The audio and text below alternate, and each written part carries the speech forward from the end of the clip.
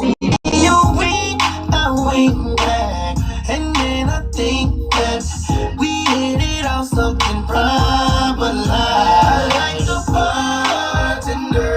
Ooh, if you're looking for me, I'm at the bar with her. Okay, I like the bartender. Yeah, if you're looking for me, I'm at the bar with her.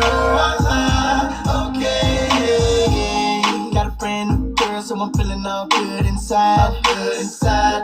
Feel like I put some brand new 24s on a brand new ride. On a brand new ride. Triple shot of Patron on the rocks with a little bit of lime. With a little bit of lime. I'm just keeping it real. Baby still working at the club, so I'm getting in free. Wednesday night I'm on the list, T-Pain plus 3. Every time I hit the spot, baby girl taking care of me. How do you think I feel? Ooh, she made us drinks to drink. We drunk and got drunk, and now I know she thinks I'm cool. She gave me a wink, I wink back, and then I think that we gon' have fun at my spot tonight. Like the bartender. Ooh, if you're looking for me, I'm at the bar with her. Okay, I like the bartender. Yeah, if you're looking for me, I'm at the bar with her. Okay. Shorty, I'm sure you heard that I really ever come out. Unless I'm in the M6 doing tricks, freeway burnt out. Got a passenger side that's empty, wanting it to be your spot. Put you on my billboard, we can act like the charts. I can end up on top. Don't smoke, don't drink, that's why I don't be by the bar, baby. Just looking at you from a distance, looking like a goddamn star, baby. So my girl don't see me T-Pain, can I get those keys to the car? Hop to go in, bang, bang, boogie with my cutie and I see you tomorrow. She made us drinks to drink. We drunk and got drunk, and now I know she thinks I'm cool. She gave me a wink, I wink back, and then I think that we gon' have fun at my spot tonight. Like the bartender. Ooh, if you're looking for me, I'm at the bar with her. Okay, I like the bartender. Yeah, if you're looking for me, I'm at the bar with her. Okay.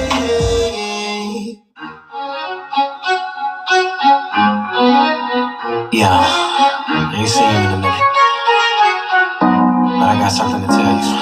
Listen. See, the thing about you that caught my eye is the same thing that makes me change my mind. Kinda hard to explain, but girl, I'll try. You need to sit down, this may take a while. See, this girl, she sorta looks just like you. She even smiles just the way you do. So innocent she seemed, but I was fooled. I'm reminded when I look at you, but you remind me of a girl that I once knew. See your face whenever I look at you. Won't believe it, baby. She put me through. This is why I just can't get with you. Thought that she was the one for me, till I found out she was on her creep. Ooh, she was sexing everyone but me. This is why we could never be. You remind me of a girl that I once knew. See your face whenever I look at you. Won't believe all of the things she put me through. And this is why I just can't get it. I know it's so unfair to you. It's so unfair. I can't live her ignorance.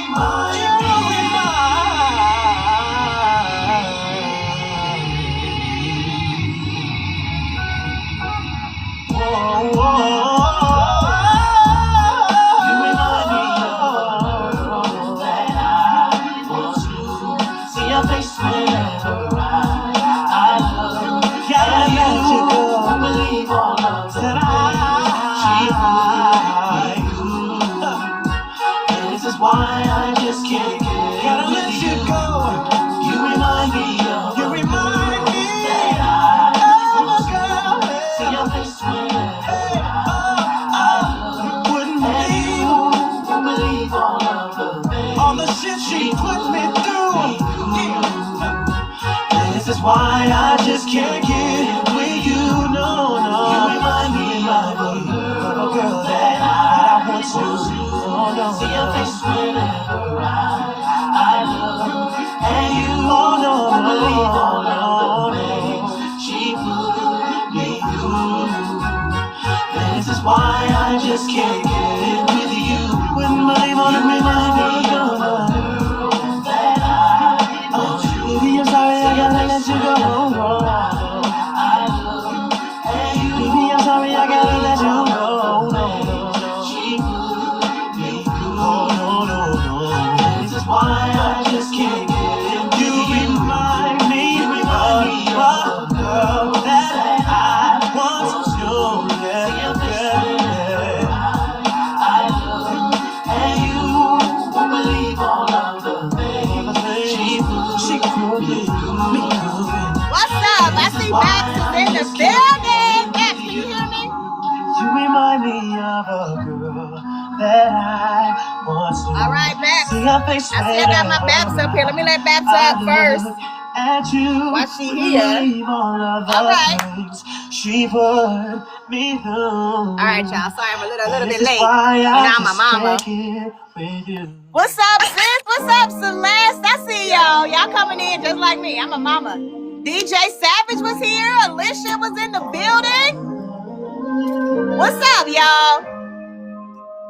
All right, it's Movie Crew Tuesday, so grab your drinks, grab you a snack.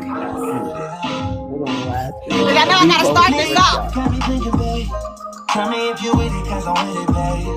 I haven't heard from you and I'm in it, babe. Just tell me what to do and I get it, babe. Gucci and Prada. Crib in the middle of the night. Take your restroom break, cause we talking comfort shows today, y'all.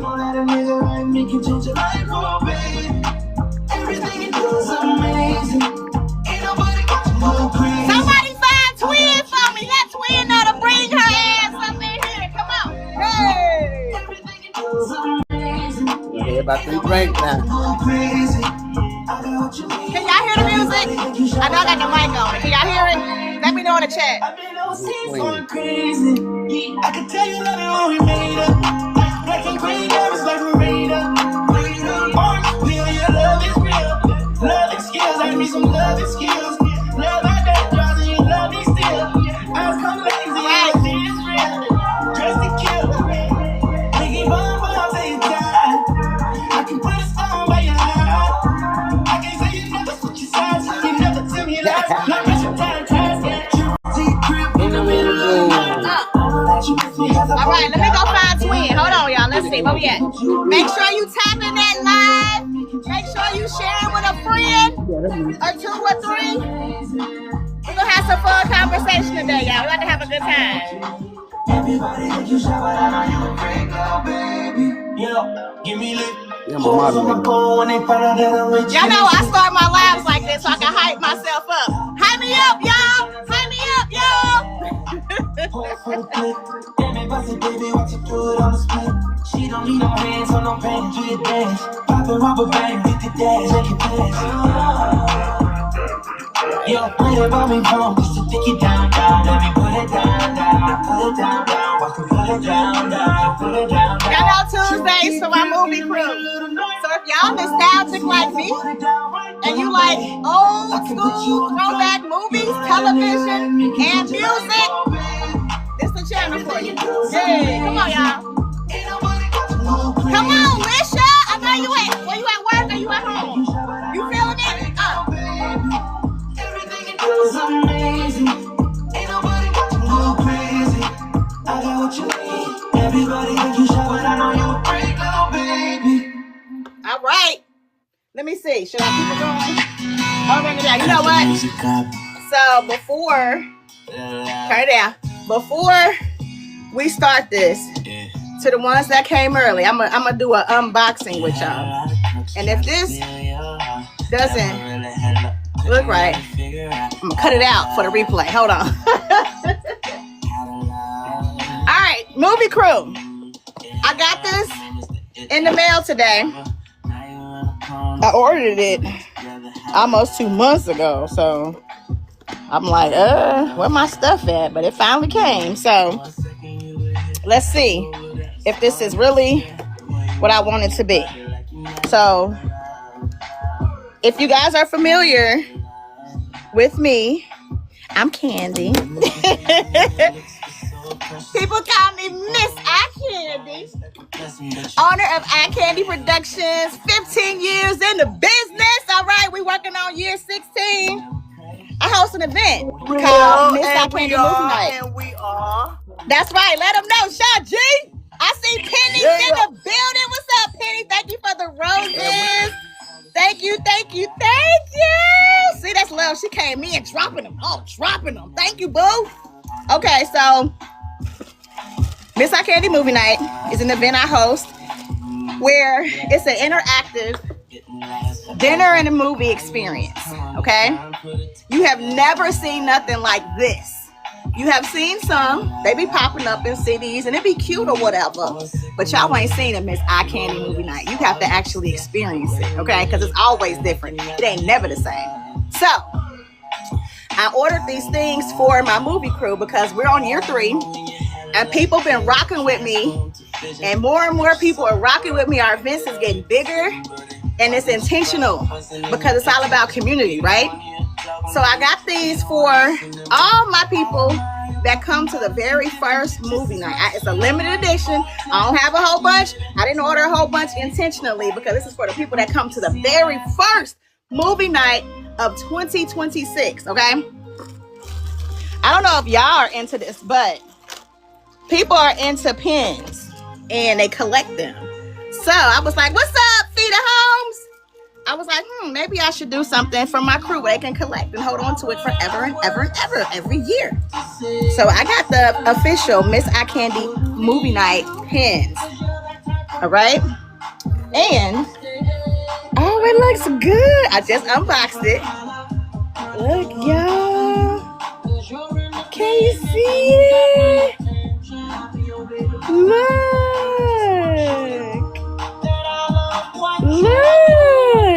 I know it's probably look crazy because it's like the mirror thing. I don't know if I can. Let me see. Is there a thing where I can flip the mirror?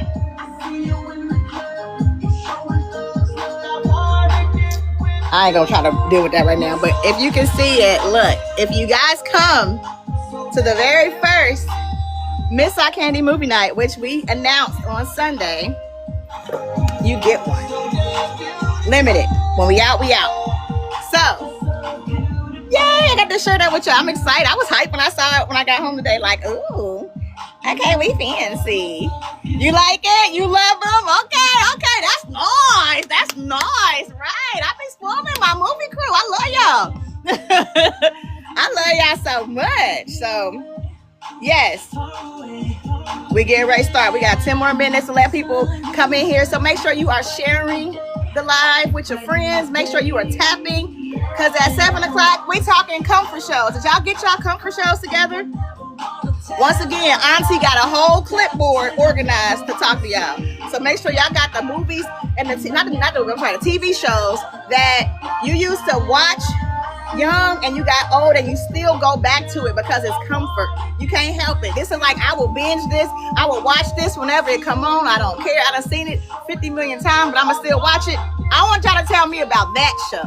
And I want you to tell me exactly an episode that you remember about that show. What's up, cool one? What's up, cool one? I see you in the building. Welcome to Movie Crew Tuesday. You know, I got 2 things. I got Vibe Check Sunday and Movie Crew Tuesday. But the Movie Crew come over to Vibe Check. We just be vibing that day. But today is movie and television. That's what we do. All things nostalgia, movie and television. And then, you know, we be chatting. So we get off topic, but we get back on topic. You know, it's for the community. Right, Babs? It's for the community, right? And that's real. And that's welcome real. Everybody. Welcome in the chat. This is your Babs, your 2 favorite cousins, Sean G. Welcome. I'm gonna land my plane right here. Let them know, babes. All right, I'm gonna give y'all like a couple more songs and then we gonna talk about it. I hope y'all been thinking. You been thinking? What's up, Baloo? Is that like Baloo, like the Jungle Book? Cause that's my movie, and he was the best one on there. For real. All right, let me find something I can dance to. I don't want like a, you know what I mean? I guess I could dance to Brandy. Ah, you still at work? At least you work from home, right?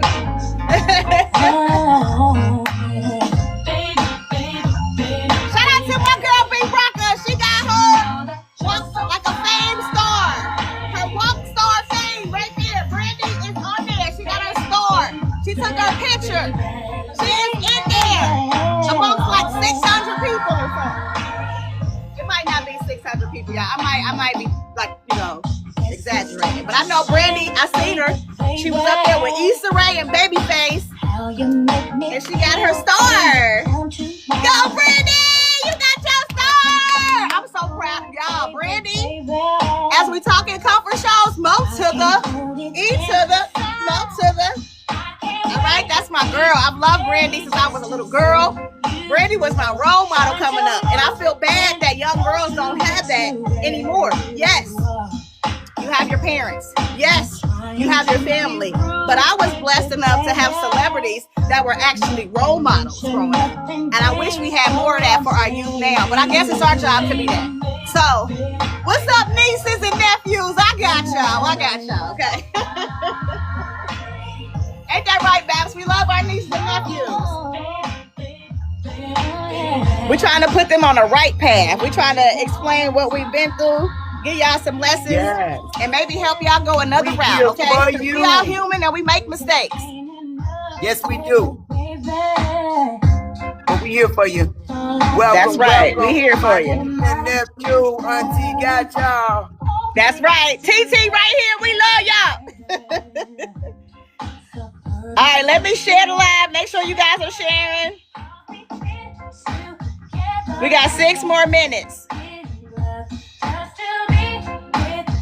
And make sure you tap it. Tap, tap, tap, tap, tap. Where we at? Ah, that ain't enough. That ain't enough hearts, y'all.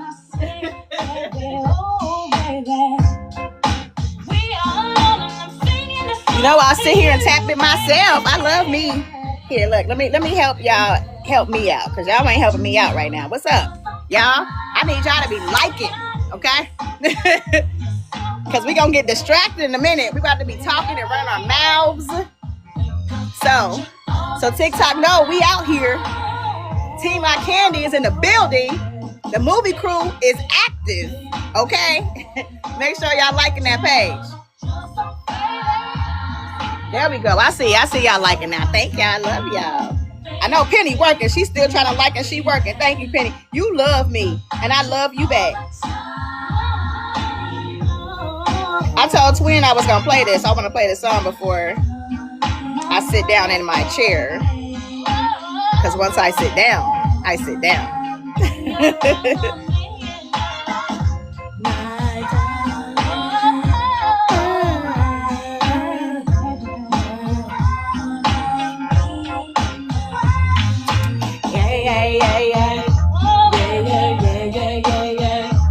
What y'all know about this song? Were y'all alive doing this? Were y'all out like me doing? Were y'all doing it, or y'all just don't know about that? Y'all ain't even talk about it. Was this your song? Like this was my song? Did y'all have another brand new song that was your favorite? Cause this was it. Baby, baby, baby, baby. Shout out to you, Brandy. You got your star, girl. I'm so proud. I'm so proud of you, girl. Okay, I see some new people in the chat. If I could say y'all names, I would. But sometimes people in these chats have names I can't pronounce. But I see you, and I love you. And welcome to Movie Crew Tuesday. Talking to chat with my people, okay? The movie crew is in the building right now. Make sure you talk to them. Talk to the movie crew. All right, let's see. What we at? All right, we almost at 3K. There we go. There we go. We getting some work done right now.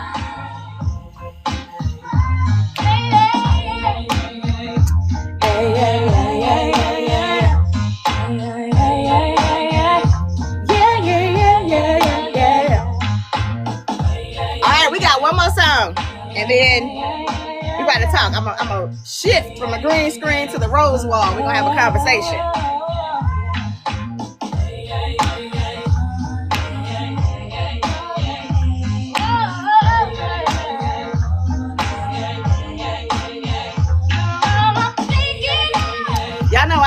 TikTok lives through my phone. They trying to make me start doing a laptop. I don't want to. That's too much like work. I gotta sit down and be producing, and I just want to talk. I just want to talk. All right, this song is for Twin because she mentioned Tiffany Evans to me earlier, and I said, "Oh, Promise Ring was my song." Tiffany's her name. I remember when this song came out, I was a young adult, like early 20s, and I wanted a promise ring so bad. I want a promise ring too. Appreciated for all the things she does, with some sort of token of love. Jenny, you know this song?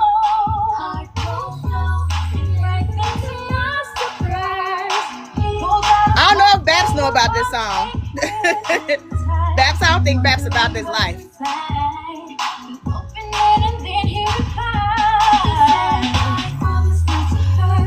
Oh, you know it? Okay, all right, Penny. What about you, Celeste? You know this one? Hey, Lola's in the building. What's up, Lola?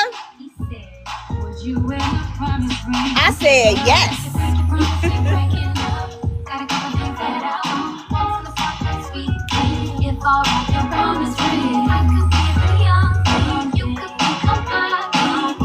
All right, let me tell Twin, just in case she need a reminder. You know, we be taking naps. And then, hold on.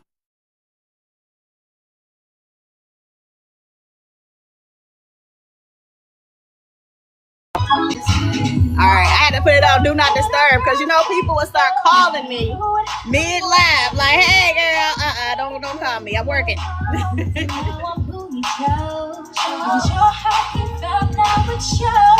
Y'all see the shirt? Comfort show right there. Comfort.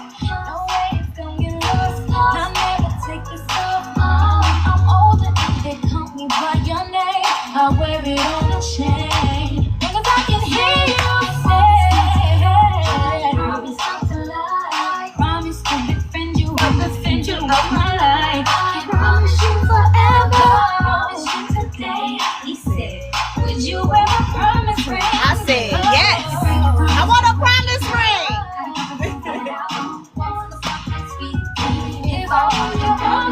I think the young me feels surprised. I ain't never gonna promise ring. I kind of did. I'll take that back. Yes, I want to promise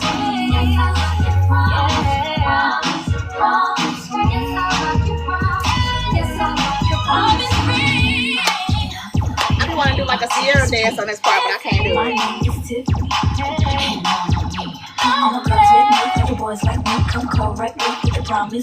Alright, we have 4K likes, y'all.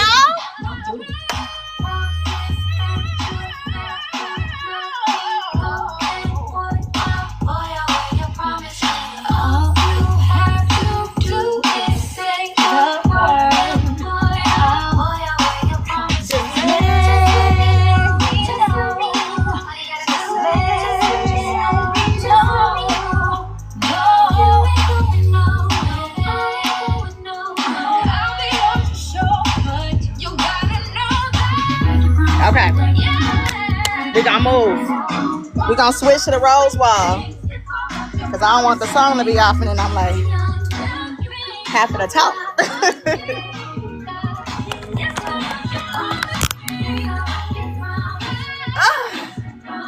Ooh, that's nice to having to have a seat, right?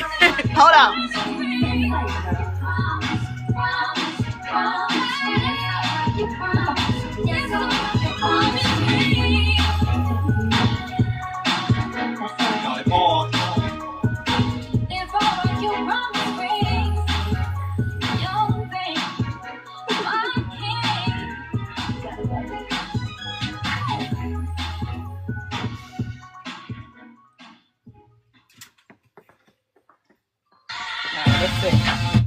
All right. What's up? What's up, Babs? Deanna? All right, y'all. We got some stuff to talk about. Okay.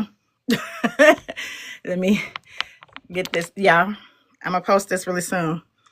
TikTok shop. Seriously, for the ones that are content creators, Penny, Cool One, Babs, you need this.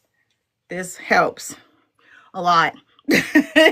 Helps you when you're on people's lives and you're supporting them.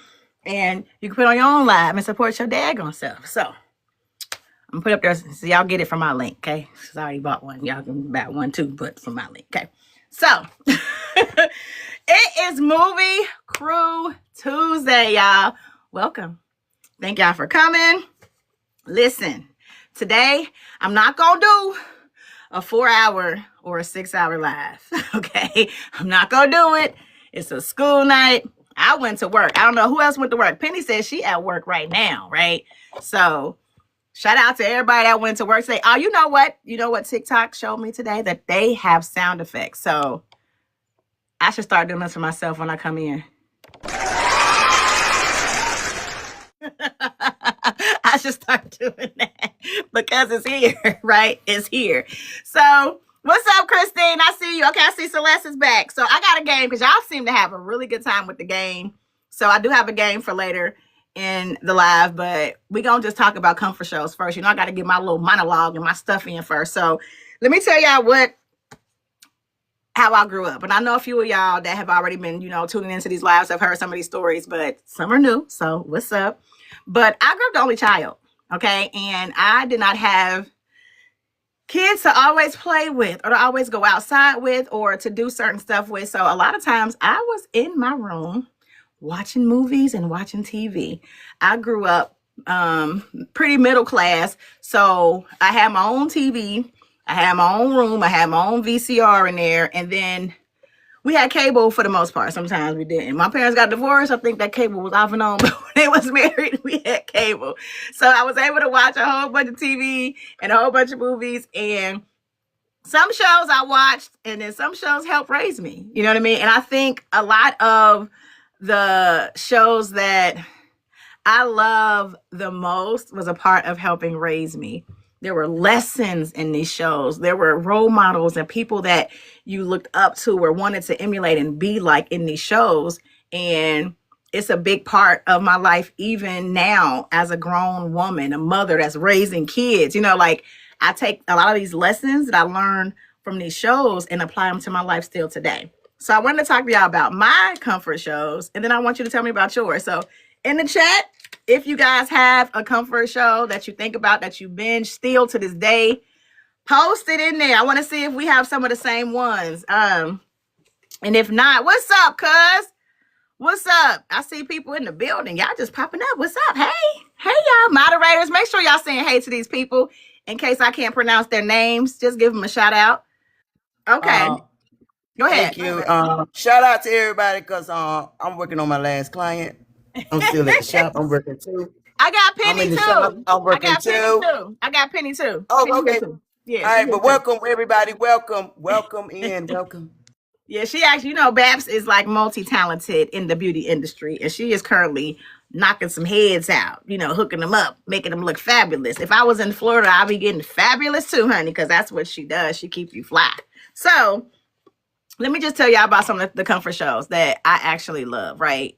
And then I want you to, I see you said My Wife and Kids, Lisha, and that's a good one. I didn't put that on my list, but I actually do watch that show a lot, like in moments where I just want something that's familiar and that's comfort. But I'm going to talk about the shows that I did, and then I'm going to talk about the other shows, okay? But think about an episode on My Wife and Kids that you like, because I want to know what episode that makes it stand out for you. But number 5 on my list was Charmed. I don't know if you guys know about Charmed, but Charmed is a more superpower magical type of show about 3 sisters that find out they are witches after their grandmother passes away. And they have to kind of learn their talents, learn how to know what their powers are, how to use their powers, and they're actually saving the world. This show is a show. I like Harry Potter and stuff, so y'all know I like that magic stuff. That stuff fun for me. But this show was actually really, really good from beginning to end for me, and it's one of the shows that I feel like, what's up, Shalor? It feels like one of the shows that had the very best series finale ever. I love the way they ended this show because it came full circle and it like closed the story. You know how we'll watch a story, a TV show, get invested, and then it'll just like get canceled, or the finale will be rushed and kind of goofy. This closed so well. Like everybody had, like, you got to know. You ain't have to wonder. I wonder what happened with them. What happened? They told you exactly what happened. You got to see their lives afterwards, and it was nice. I really liked that show. I liked the earlier seasons of Charmed when they had Prue, but I think, you know, Piper came and it was okay. You know, it wasn't bad, but no, not Piper, Paige. Paige came and it wasn't bad. So that's number one. Number two, Celeste said it in the chat. Law and Order SVU. Okay.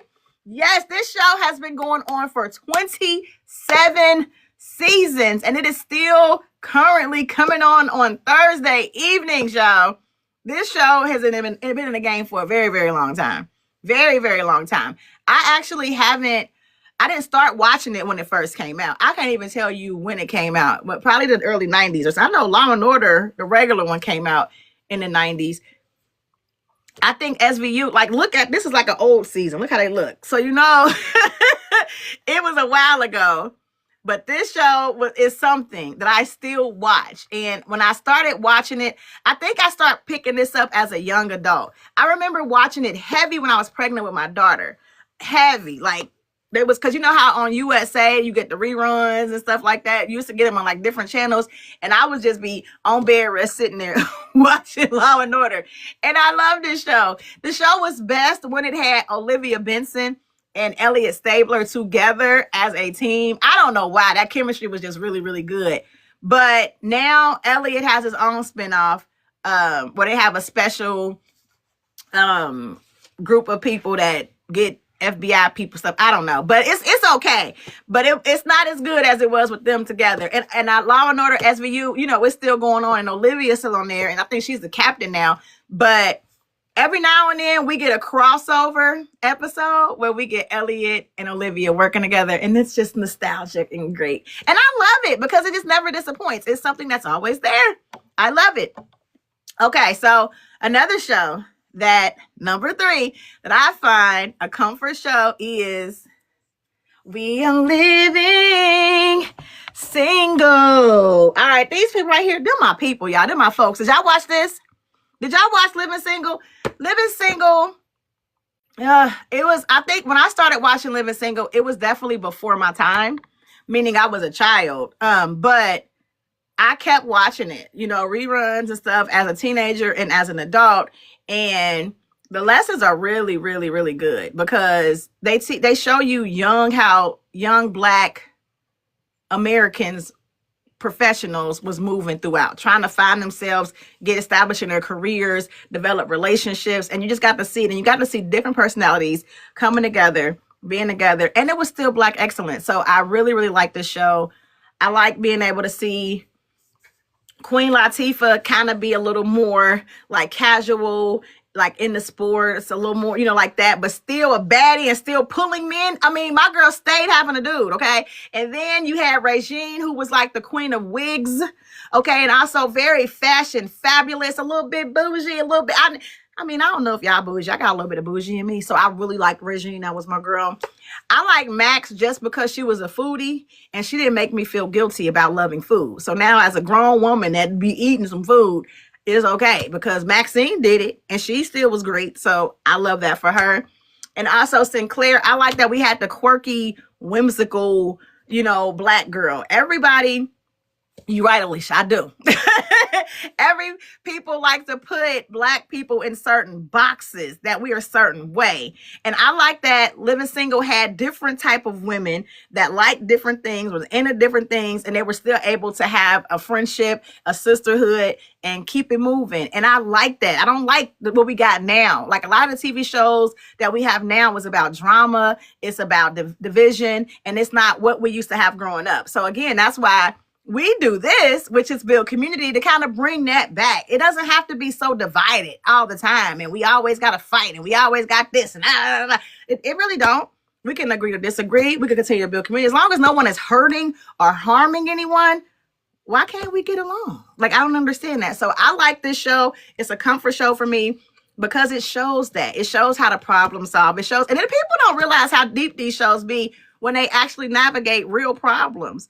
I tell you, I take a lot of these lessons and I apply in my life. I teach them to my kids and I got them from them. So yeah. What's up, Channing? I see you in the building. Okay, you said not a go for me though. What you talking about? Okay, let me read a couple of these. Well, now let me finish mine because if I'm gonna get off topic and talk about y'all great shows, and I want y'all to let me know what y'all think. But I did see Law and Order. So, movie number 4 for me is this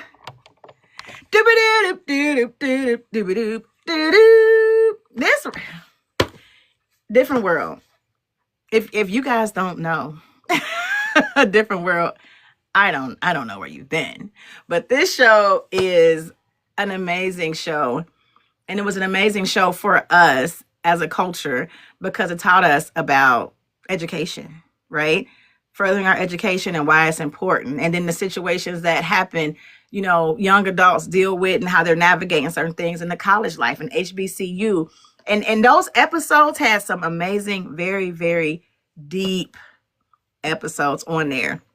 We can talk about them in a second, but yes, Alicia's right. They are doing a reboot on Netflix, and a lot of the old cast is involved in this. Debbie Allen is involved in this, and she directed a lot of the seasons. I know she wasn't there for the first season, but once Different World start getting a little more urban, having a little bit more flavor, Debbie Allen was directing it, and you can just tell the shift. I personally like the whole series. Even when Denise was on there, it was a different show. It was a different show with Denise, but I can still appreciate what they were doing with Denise when she was there. But once Denise was gone, that show got great. And I think maybe because she was a Cosby kid, she was a Huxtable, and they was trying to keep a certain image for the Huxtable children. But Debbie Allen just came in and discussed a lot more real stuff that real young adults in college were going through, and also stuff that people were dealing with in the world. You know what I mean? Like real issues on Different World. And I really like that show. And again, it came out when I was a kid, but when I binge it now and I watch it now, like, oh, certain stuff hit better. I have seen this show seriously for a very, very long time in my life. It's not like it's something new to me. I've been watching it. I used to watch the reruns on TV One, you know, as a young adult. Now it's on Netflix. So if you guys have Netflix, you can binge Different World and watch all the episodes back to back on Netflix. The only thing about watching it on Netflix, I'm going to be 100% honest, is they have that AI thing with it, I guess, to like tighten it up. And because, you know, this stuff was shot back on film type of stuff, and now we're digital. So they're trying to fix the quality of it. But that AI stuff be looking funny. Sometimes their teeth look funny, their eyes look funny. So for me, when I watch it, I've watched the show so much that I don't necessarily need that. It might mess it up for some other people. And there wasn't ever a full DVD pack of A Different World, because I would have bought it. I used to try to buy it all the time because I have my favorite show. So with that being said, let's talk about my absolute favorite comfort show. And I know y'all know what it is. So go ahead and put it in the chat before I bring this up. What's my favorite comfort show? Come on, Penny. What's my favorite? What's my favorite? What's my favorite, Alicia? Y'all let me know. What's up, sweet tea? Yeah, there we go. Y'all already know. Look at my people. Look at my family. It's just missing Sandra and me. Okay, it's just missing me and Sandra. That is my family.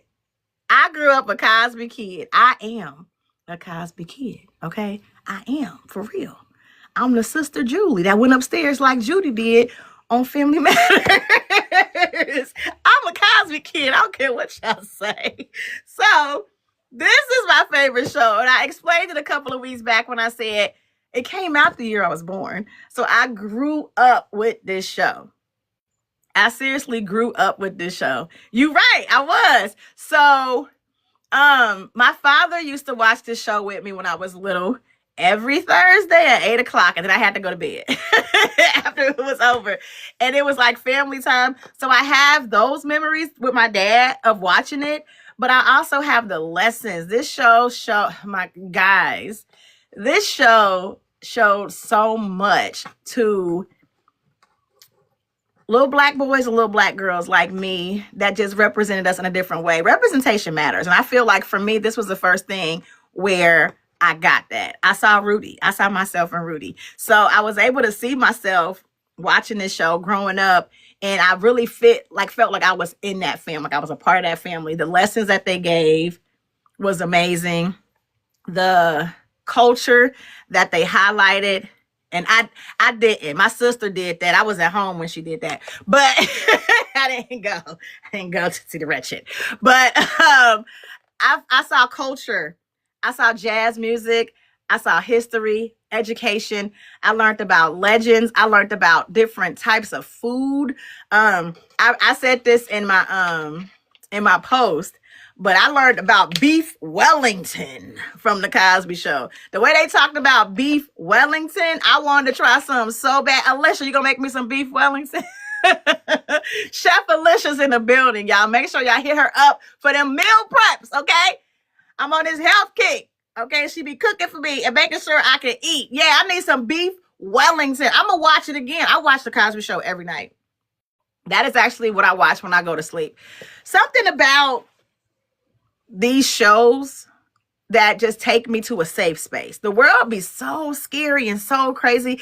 And you know, have you ever heard people say they want peace at home? Like when they're in relationships and they argue with men and women, they're like, I want peace at home. I don't want to have to come home and fight and argue. So when I come home, the Cosby Show is my peace, okay? Because the world could be different. The world could be scary. What's up, Romy Rome's in the building? Y'all, seriously, Romy Rome. On Sunday, big bodyguard Bear was up here talking with us. And I was like, yo, my old co-host is in the building. Romy Rome was one of my first co-hosts for Candi After Dark. Y'all show him some love. Y'all, everybody say, what's up, Romy Rome? I want y'all to say something in the chat. Say, what's up, Romy Rome? That's my dude. Let me see if I can find a sound effect. I'm trying to learn this, y'all. I'm trying to learn how to do this. What can we do for Romy Rome? For helping me start off my career running my mouth and being a person that I am. I really, really appreciate you. But yeah, Romy Rome was one of my very first co-hosts for Candi After Dark. He actually ended up going on the BET Awards. That's our first year doing it as like the ultimate fan. Like, and he got to be on the red carpet and doing all kind of stuff. So long time, huh, Romy? We've been doing this for a long time. But yeah, show him some love. I'm going to try to, for real, one day get all of y'all up here and we can have an Candi After Dark panel. Just a flashback reunion because Bear was funny on Sunday. He was real funny on Sunday. So yeah, the Cosby Show, like I said, y'all, is my absolutely favorite show. It taught me so many lessons. It gives me that sense of peace and safety in a scary world. I also watch it with my kids, with my daughter. I've been watching it with her since she was a little girl. And now I find her turning it on and watching it for comfort sometimes. And then I also watch it with my son. My son watches this Cosby Show before he go to bed at night. He has like 4 shows that he sticks to and he loves. He likes Good Times. He likes Different Strokes, Webster, and the Cosby Show. And he heavy on the Cosby Show, probably because it's my favorite. Right, there we go. 2010 Ultimate Fan Winner. Yes, we was promoting the heck out of you, but you won though. So it was good. It was a time. It was a time. We had some crazy topics. I listened to like shows and podcasts and even other lives, and I laughed that they covered the stuff that we talked about back then. Like, we've been doing this. We on the different topics. While they still talking about those same things, we on the different topics now. You know what I'm saying? And we also know how to agree to disagree. They be up here fighting a little too heavy for me. But I want y'all to tell me now, what are some TV shows that are your comfort shows? What is something that you just can watch? If you like strolling on TV and it just hit and you can watch it and be like, oh yeah, I'm about to watch this and enjoy it. And also tell me some of your favorite episodes. If you want to come up, raise your hand or come up in the chat and I'll let you through. Thank you, Jay, for the roses. Oh, thank you. Thank you so much. So let me see what y'all was saying. I know Alicia said my wife and kids. Yes. Which sister was better, Alicia? Because they showed switch daughters somewhere up in there.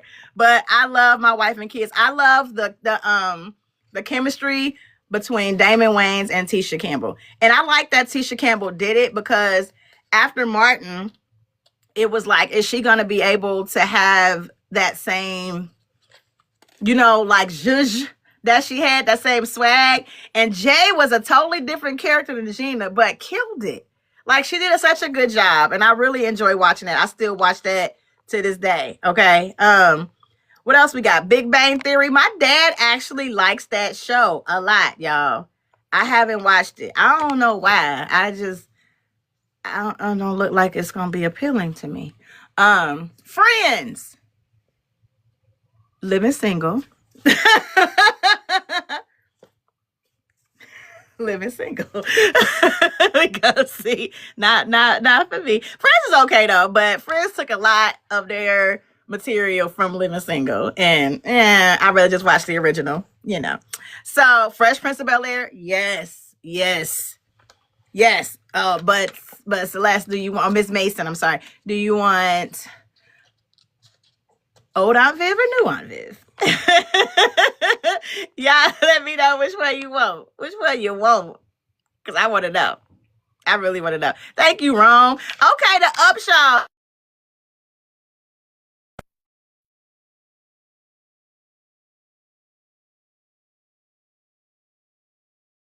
Thank y'all for tuning in today. I'm sorry. Alicia, call your friend Tasha and tell her don't call me while I'm on live.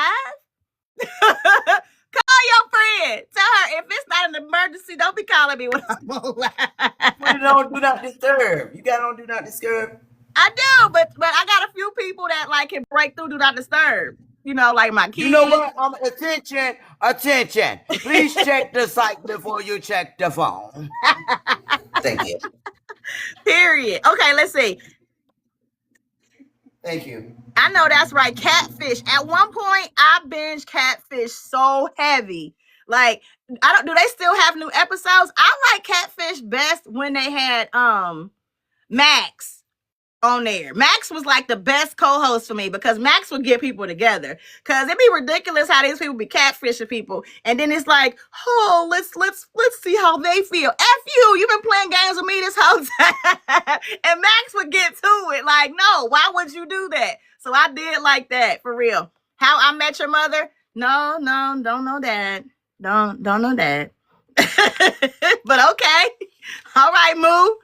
All right. I do like the Upshaws, y'all. The Upshaws is funny to me. I like it. I like seeing Wanda and Mike Epps. And then my girl, Kim Fields, is doing great as well. So I do love that show, for real. You said you sent her the voicemail. She called you. Why is she calling us? Maybe she needs some help. The Parkers. Yeah. I don't. I'm a Moesha girl. And not because Moesha was toxic, but I think I talked about the Parkers and I just didn't like the way they made Monique be real desperate. It just bothered me. Even as a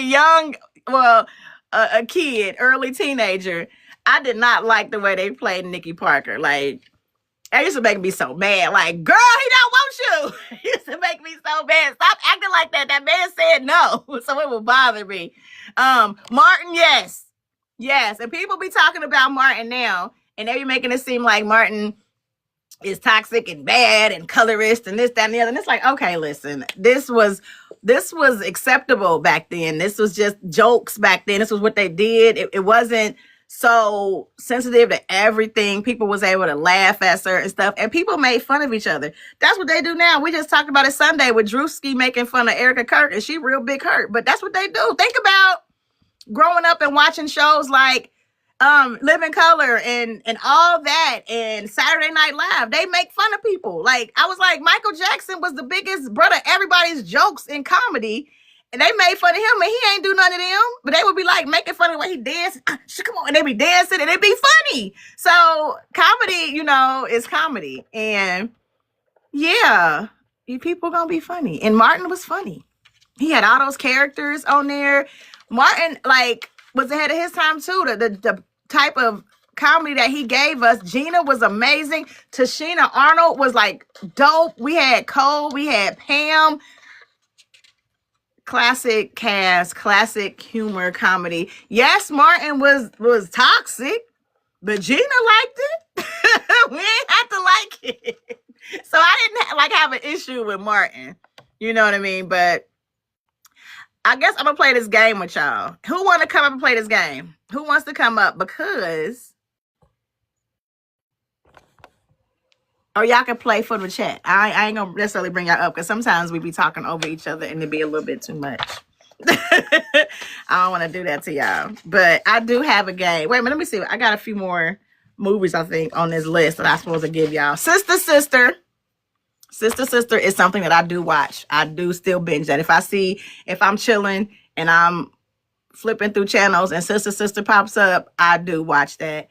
That is something that I love. I enjoy so much. I think I like it for Jackie the most now, though. Like when I watch it, I guess now that I can relate to mamas, I appreciate them more. I watch Fresh Prince and I be watching the Aunt Vivs a lot.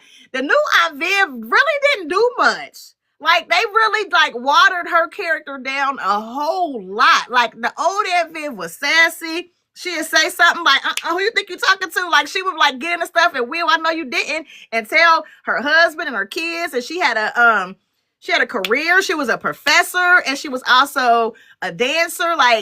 She actually had depth to her character.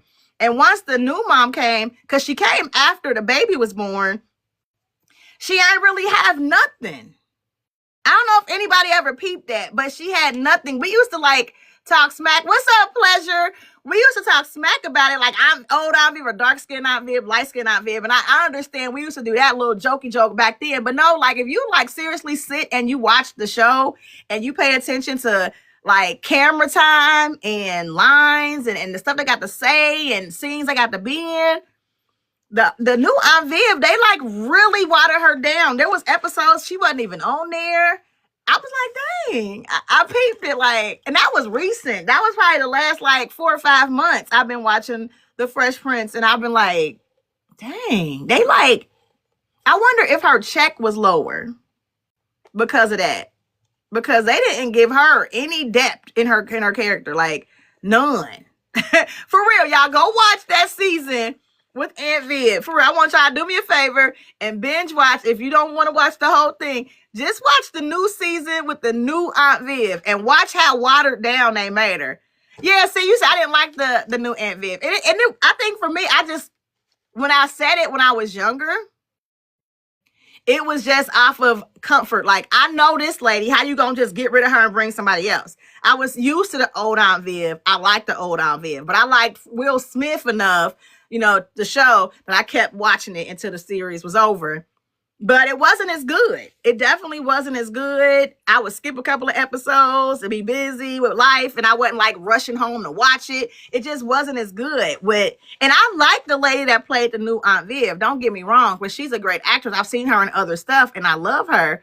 But in Fresh Prince, they totally watered down her character, and it was just But I watch a lot of these shows now. When I rewatch them as an adult, I watch them different. I look at them from a different perspective. I'm a mom, so I can now understand mothers a lot more. When I was a kid, I was relating to the young ones. When I was a teenager, it was young adults. Now I'm relating to the parents. It's totally different perspectives each time. And I can appreciate everybody and their art and what they did. Even with Fresh Prince, I can appreciate James Avery and how amazing of an actor he was. In Fresh Prince of Bel-Air. He was really, really good. And as a kid, we're not watching for that. But as an adult, I'm dang, you know what I mean? He was really good. Smart Guy is something that I love to watch. I can sit and binge Smart Guy. I like seeing little TJ. And then it's got some classic episodes Destiny's Child was on there. That was one of my shows, okay? Oh, the new show, Bel-Air on Peacock. So I think it's interesting. I've actually watched a few seasons of it. I did get off and I stopped watching it for a while. I don't know. I think I got busy and I just never went back to it. But I like that they put my spin on it. I like that it wasn't like a copycat. You know what I mean? I didn't want to see somebody trying to be these characters again, like in the way that they were doing it. So to make it a dramatic interpretation of it, I like that. And I like Jeffrey. That was the one I was really, really liking. Yeah, so I do like that. I need to finish watching it because it was good. I like Coco Jones in it as Hillary. Like I do like it. So what do you think about it though? Let me know. Let me know what y'all think. You said In the House. Yes, that's my show. Debbie Allen, Maya Campbell, LL Cool J. We got Carlton, Alfonso. Kim Wayans was on it. Like it had two separate shows, even in the house, because they had a recast too. Because once Debbie Allen left, it was like Debbie Allen and the son left, and then I think her character's name was Tiffany. She stayed, and LL Cool J was there, and then they brought in Alfonso and Kim Wayans and Lark. I can't say her last name, but she came too. And it was weird because it just shifted, but they kept it going for a little bit. It didn't last long after that though. So I think Debbie Allen was like the magic for it for me, but that was a good show. Alicia, did you call her and see what she wanted? I don't know. Steve Harvey show. I just start rewatching that. Seriously, like I just start watching Steve Harvey on Friday. I can't remember what it's on. It might be on Hulu, but I just started watching it, and I haven't seen it in a long time, but I'm pleasantly happy to start watching it. Like, yeah, this show was good. Rest in peace to Muriel Santana, who played Romeo. Yeah, for sure. But that's a good show. Another good show talking about teachers, and this person who played this character of the teacher is following me on Instagram. So shout out to Mark Curry for hanging with Mr. Cooper, because that was my show. Hanging with Mr. Cooper was my show. Okay, I love that show. And funny enough, I like both, like, because you know they always be having these recasts, and we gotta like keep watching or we let it go. But when they recast it for when they got rid of Dawn Lewis, who played Jaleesa on Different World, they got rid of her. I don't know if she ended up getting another gig or leaving, but then they brought Raven Simone and the person that played her mother. I don't know what her name is, but it was a lady that played her mother, and they brought them on the show. And I watched Hanging with Mr. Cooper till it wasn't on no more. That was my show. And I liked it when it had Dawn, and I liked it when it had Raven. Like, I liked both of them. I think when Raven came, though, it made it a little more relatable to me because I was still, like, young. So, you know, it gave kids and whatever. But he was a teacher, so you saw teenagers and stuff, but it gave, like, little kid as well. What else we got? Yes, we said Steve Harvey. Yes, I like that show. And there you go. Jamie Foxx show. Girl, you know I love Jamie Foxx show. I'm happy you said it wasn't me, because they'd be like, oh, there she go. Yes, clock it. Jamie Foxx. Yes, that's my show. I love that show. Binge it all the time and always will. It's an amazing show. Jamie's so funny and Jamie's so fine. I love it. I love it. I love it. Okay. Good Times. Good Times is another show that I still watch and can binge. It's not something that came out when I was born. My dad grew up. I think my dad was a teenager when Good Times was on. And he loves that show because it reminds him of how he grew up, his father in the house and stuff like that. I think he also loves the show because it actually had a father in the house. They were, you know, struggling, but he was in the house and, you know, being a disciplinarian, being a father, being the head. And my dad liked seeing that. I know a little fun fact about that show was when, did I watch the channel? Yeah, I did. Okay, so the one thing about Good Times was initially they wanted Esther Rowe, Florida Evans, to be a single mother. in that show. They wanted her to be a single mother in the projects. And she actually fought and said, no, I don't want my character to be a single mom. Why does she have to be a single mom? Why can't she have a husband? Why can't there be a dad in there? So I like that. I like that history. I like that they were actually looking out for families and culture, because a lot of times people will make it seem like the majority of Black people don't have families and don't have men in the house or whatever. But there's some fathers in the house. Like, they don't broadcast it. They don't show it, but there are some good dads and some good moms that's out here doing what they can to make their family work. You know what I mean? Shine some light on that a little bit more. Please give us something to aspire to versus always aspiring for negativity and struggle. We don't always want to struggle. Yes, I did watch the Jamie Foxx show, Dad, You're Embarrassing Me. I did. I watched it. It was on Netflix, and it was okay. It was okay. Yeah. If it would have went longer, then maybe, you know, we would have got a little bit more, because again, it's hard to develop a show and to get the characters right and making sure they got the good chemistry and stuff like that. But I saw where it was going, and it has some good potential, but I did watch it. You are right. I watched it. Now I probably won't binge it though. I think we only got one season or something like that, but I don't think I would binge it because it ain't enough. You know what I mean? Like, it make you mad because when it's over, it's like, oh, I don't get nothing else. That, you know what I mean? Yes, they cut the shows too soon. It's so many shows that have so much potential to be great, and they just cut them off. I'm finding out that it's a lot of older shows that had like one season or a few episodes that got like legends in it, and there's like pilot episodes and stuff on YouTube. People have been like putting me on to these shows, so I'm like trying to like get a list together. Thank you. I'm trying to get a list together so I can like start rewatching them and I can record it. But so if you guys have an old school show that didn't really make it, or that you don't think I've seen or know that I should rewatch, let me know. Let's develop this big list so I can sit here in the summer and watch all this stuff and post it on YouTube. So make sure y'all follow the Candyland Rewatch channel on YouTube. I'm about to post the first one of me watching the very first episode of Golden Girls. Okay. I did not watch Golden Girls growing up, but I'm watching it now. So I'm about to post that first episode soon. So you guys watch that, share it, comment, let me know what y'all think. I know a lot of y'all actually watch Golden Girls, and y'all tell me like, that was my show. Yeah, I know. I didn't watch it. I was like a little kid, and it just looked like a whole bunch of old people. And I didn't want to watch that. So now, and then I was told that they was my age. They was in their 40s, but after watching it, they were in their late 50s and 60s. So they were not my age. Thank you very much. Okay. But I heard that it was a good show. So I was like, let me watch this show, because it got like serious fans. Like, it's a whole cult out here for the Golden Girls. They got games and memorabilia and dolls and pops and all that kind of stuff. And I'm like, I ain't never even watched it. I've seen clips, but I've never like watched it. I knew that theme song though. I definitely knew that theme song. Don't get it. I knew all the theme songs. Okay, we got Angie that want to come up.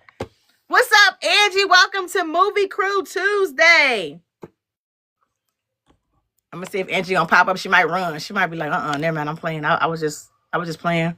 I want to watch in the chat. She said, I just want to chat. I ain't mean to hit that. Okay, Family Matters. Family Matters. I don't know how we didn't talk about Family Matters, but Family Matters is definitely a comfort show. I've been trying to get my son to watch that to see if he'll like it. It ain't hit yet. And it starts just the family. It starts focused on the family. I don't know if anybody knows that, but it was not originally supposed to be with Steve Urkel. It was supposed to be about Harriet, who was on a show as like the elevator attendant, and they gave her a spinoff. And it was about her family, her husband, who was a police officer, and their children. Steve Urkel's episode was supposed to be a one-time thing. He was coming on as a little boy. She was supposed to go to the dance with that her dad set her up with, and the people loved him so much they brought him back, and then he kind of became a star of the show. So you had some turmoil and issues behind the scenes with the cast because he was getting pushed and the clownage and the ah ha ha ha falling, did I do that? And tearing up stuff kind of became the center of the show and not the family. And eventually the old school Harriet left because her and Steve Urkel / Julia White was having some clashing. Yeah, how do I know this? Because I'm nosy. I'm nosy and I love all things nostalgia. I can't help it. Like I be, getting my little tips or whatever. Especially these comfort shows of things that I followed, just growing up or whatever. I follow a lot of the actors and the actresses that was in those things back then. So, yeah. You think my wife and kids was the dumbest? Why? Oh, you just mean as the one. Okay, he said, who do you think played the dumbest character? Cockroach on the Cosby Show, Kelly Bundy, Junior, or Waldo? I think Junior. Yeah, Junior. Yeah. Was Kelly dumb? Like, I feel like she was an airhead, but I don't feel like she was like Junior.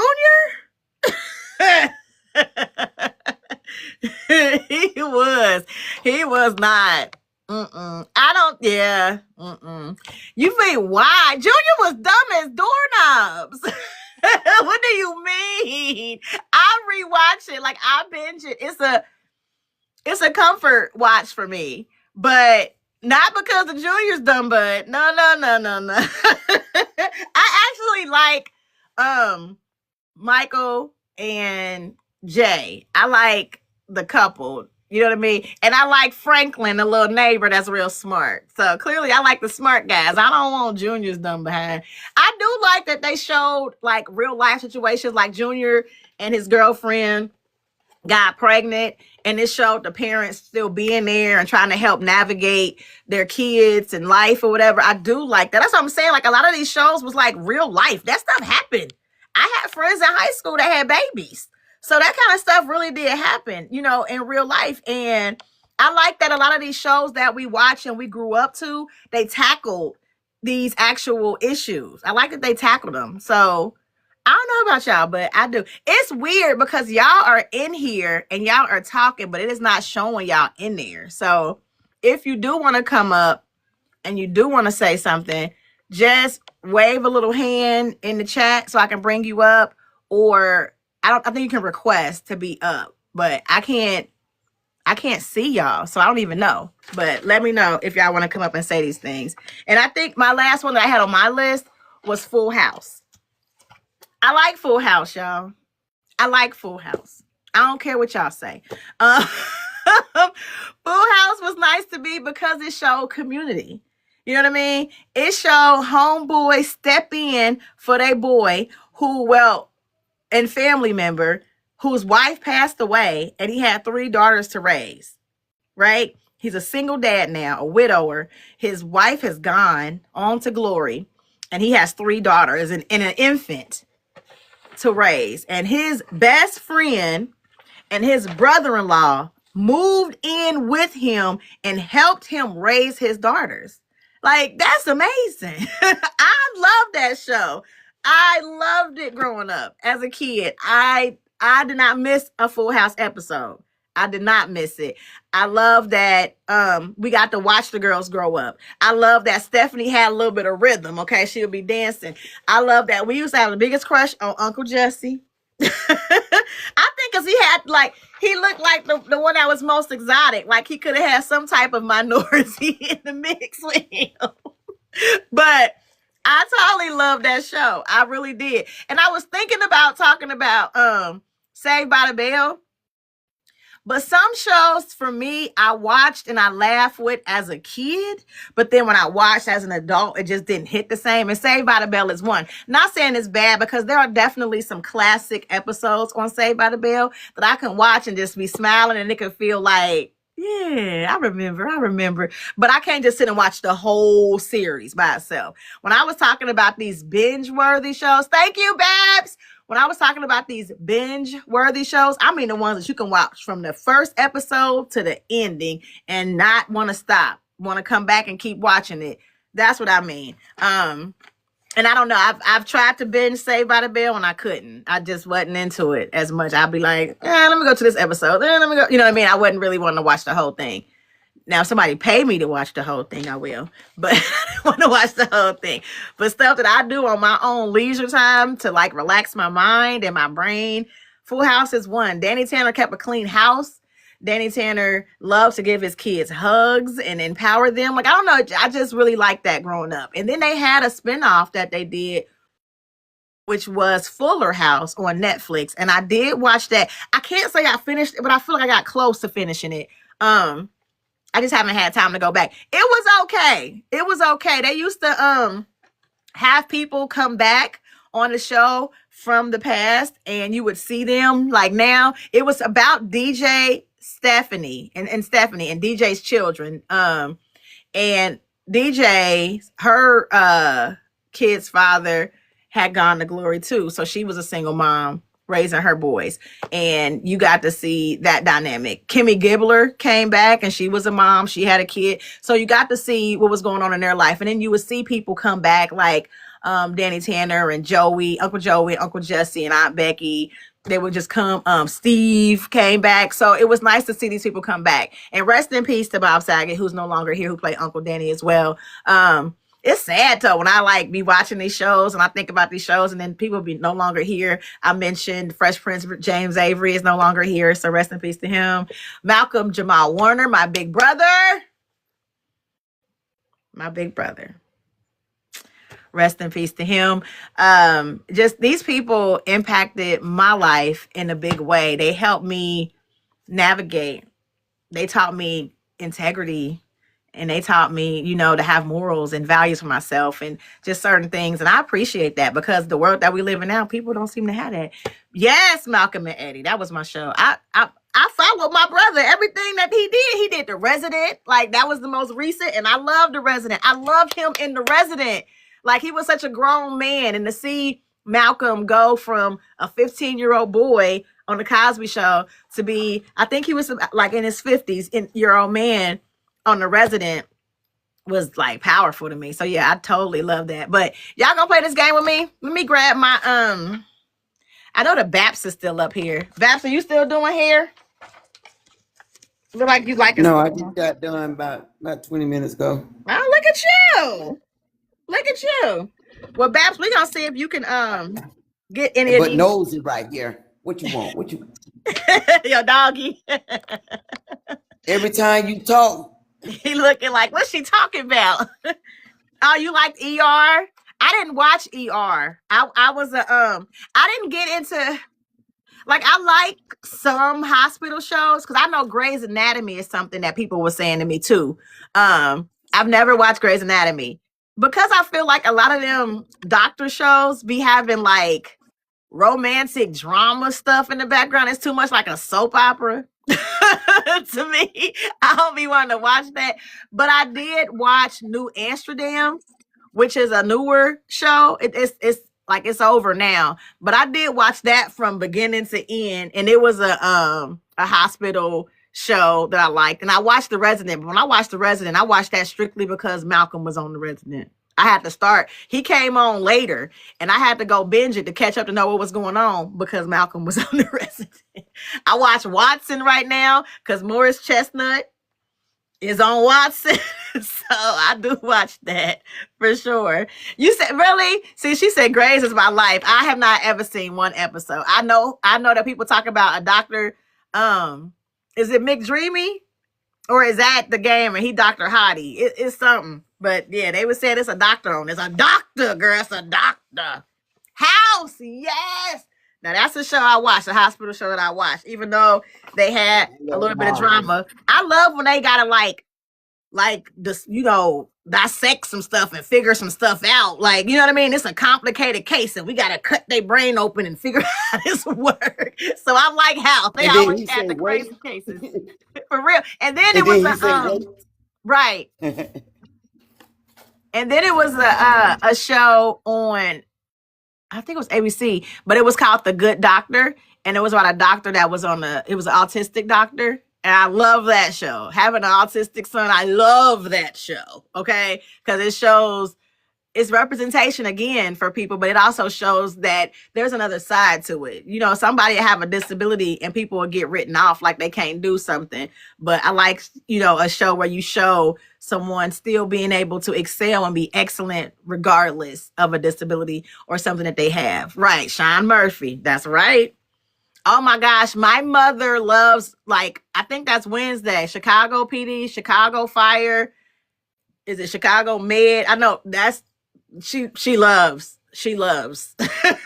loves. I have not ever watched them. I've seen PD a couple times and I was starting to like it, and then they killed somebody off and I said, hold on. I don't like investing in a show when they kill one of my favorite characters off. That pisses me off. I don't like that. So I don't want to watch those kind of shows. I watched Orange is the New Black, and they ended up killing off one of my favorite characters. I didn't even finish it. I don't even know how Orange is the New Black ends, because I was like, I'm boycotting this show. I was so mad. And what other show? Criminal Minds. I used to watch Criminal Minds. That was my show. I love that show. And then they killed off a character's wife, and that just broke my heart. It took me a long time to be able to come back to it, but I came back to it because Shamar Moore was on there, so I watched it. And then when Shamar Moore left, I was like, oh, I'm done with this show. So I'm out of here. So yeah, that was them. I do like cop shows though. Like right now I watch The Rookie. I watch 9/11, Law and Order SVU, and then I will watch Law and Order. It's not Criminal Intent. I keep forgetting the name of it because it be taking these long breaks. So I don't know if it's still on or not. But I watch that. So I do watch. I watch Will Trent. I watch Tracker. I watch Elsbeth, High Potential, and these all be having cops and stuff. I just like solving cases and mysteries and stuff. I do like that type of show. Oh my gosh. You can binge 2.5 Men. You know, they don't really like Charlie Sheen no more like that. People used to love Seinfeld. I never got into Seinfeld, but I did get into Will and Grace, and I did get into Frasier. Those was my shows. For sure. What's up, Unbothered? All right, so listen, I want to do a game with y'all. And it's called Say the Name. All right? Ooh, Dharma and Greg was my show. Okay, I'm sorry. That was my show. I forgot about that. So I got to put that down on the list so I can rewatch that. Dharma and Greg was my show. Okay.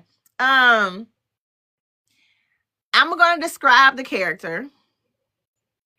And then you have to tell me who they are and the show they were on. Okay? You could either come up here and you can say it, or you could type it in the chat. The first person got it right. All right? We're just playing the game. We ain't got no prizes, but we're just playing the game. All right? Are y'all ready? Before I start, Reba's my show. A single mom who works too hard, who loves her kids and never stops. That's my show. That is my show. I love Reba. Okay, here we go. Round one. I'm the teenage daughter who went through a rebellious phase and ended up stuck in Baltimore after having a little too much fun. Who am I? Say my name. Say my name. Say my name.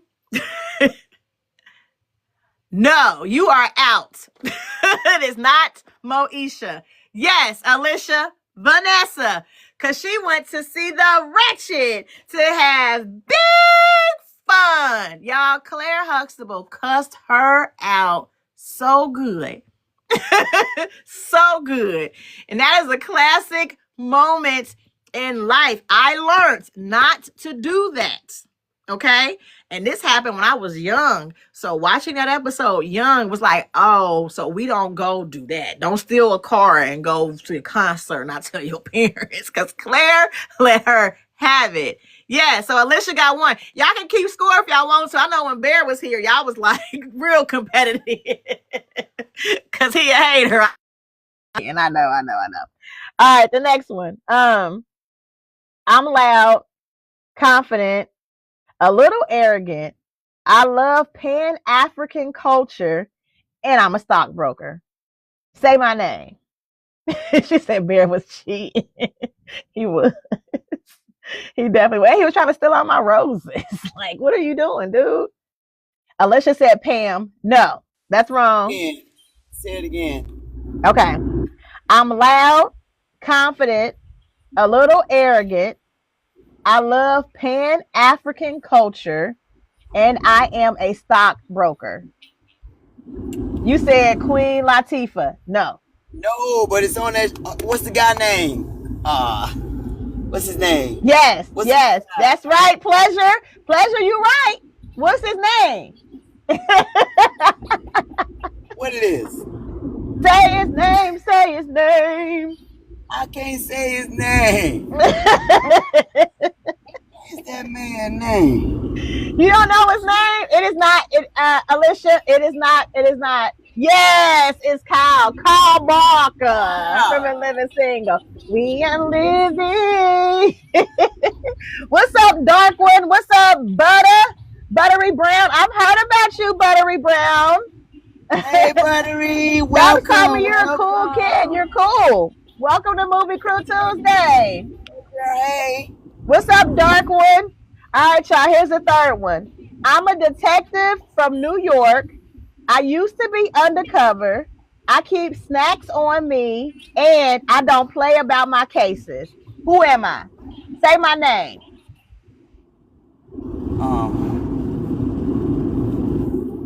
Yes. Come on. What's his name? Ice-T.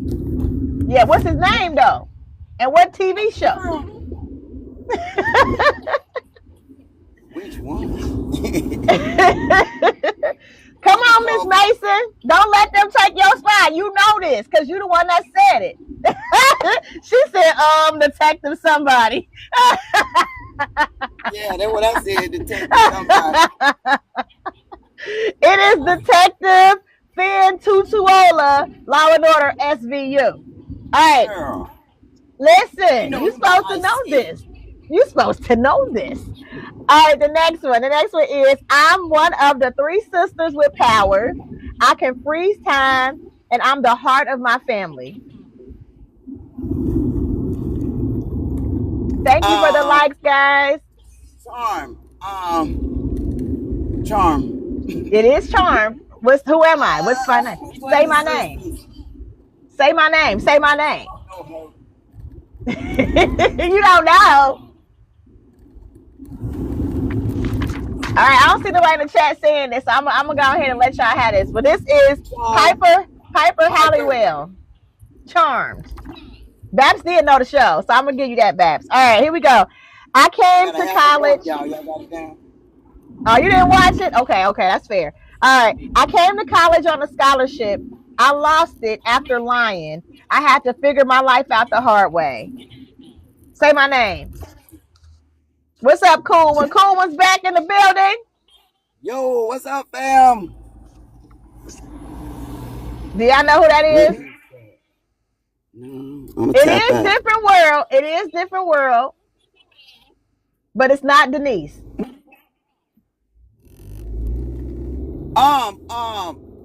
The tall girl. Yes, Buttery, you got it. It's Jada's character, Lena. Lena James. I was out. Who was the tall girl?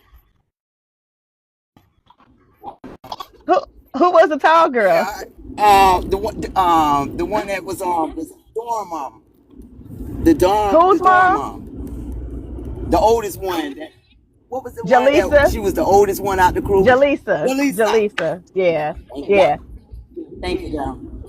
First of all, Claire is Mother Huxtable. Claire, why you say Claire? Claire did not do that. Don't do that to my mother. Don't put my mother in there. All right, round 2. Y'all ready? I'm the outspoken neighbor who's always in somebody's business, and I say exactly what's on my mind. Hold on, you went out. Yes.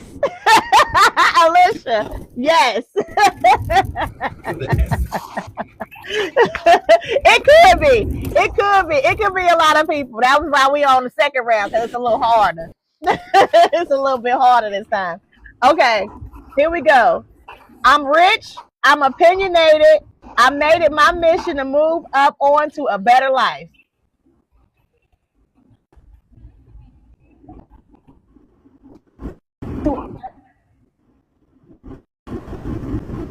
Jeff. Yes, Alicia. Yes, George Jefferson. Good job, y'all. Good job. I saw that Wheezy. I mean, she was there with him too. Okay, here we go. Another one. I said George Jefferson. You did. You said it. There's that word. There's that word. Okay, I'm a teenage girl living with my sibling. I had a boyfriend named Jordan, and our annoying neighbor stayed in my business. Who is that? Which y'all got in the chat, because clearly Babs is like, huh? Okay, I'm going to repeat it. Myself, I don't know. I'm a teenage girl living with my sibling. I had a boyfriend named Jordan, and our annoying neighbor stayed in my business. Pleasure, say the name. What's up, Delisa? Delisa? Is that Delisa? Pleasure, say their name, say their name.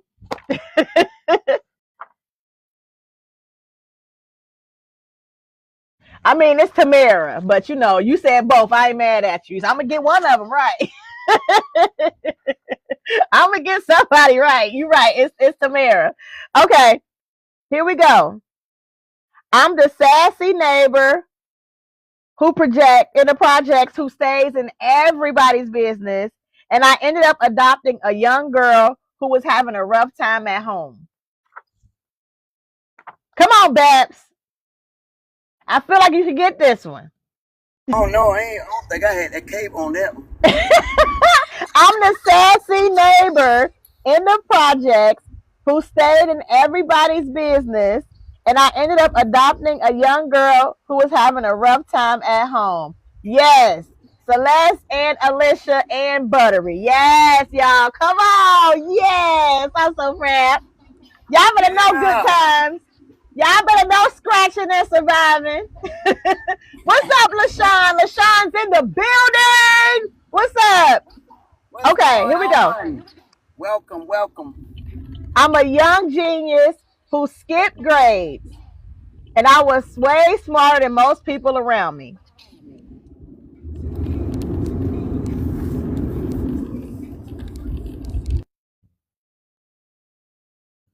Yes. Okay, Celeste. Okay, Pleasure. Y'all know his name? She said Doug is Hauser. Doogie Howser. What? Oh my God. She said Doug is Hauser. Oh my gosh. Okay, I'm sorry.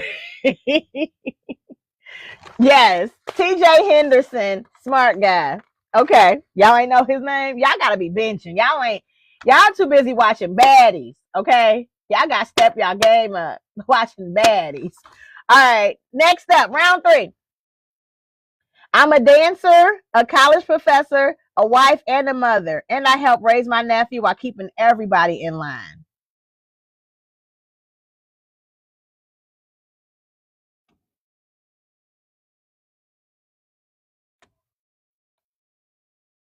You said you're not watching baddies? Okay, so yes, it's Aunt Viv. It's not Vicky. It's not Aunt Vic. Vivian. Viv. What's up, TT? Vivian. So Buttery got that one. Okay, here we go. I was stylish, popular, and always ahead of the trends at my high school. Say her name.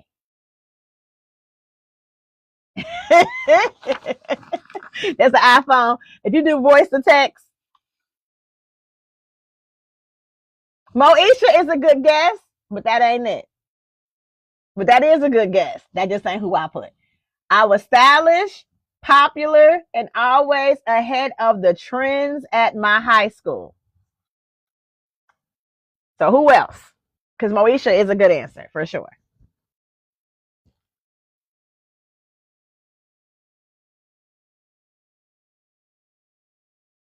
Yes, Alicia Lisa Title. Okay, that's your comfort show. Because you knew that character's name.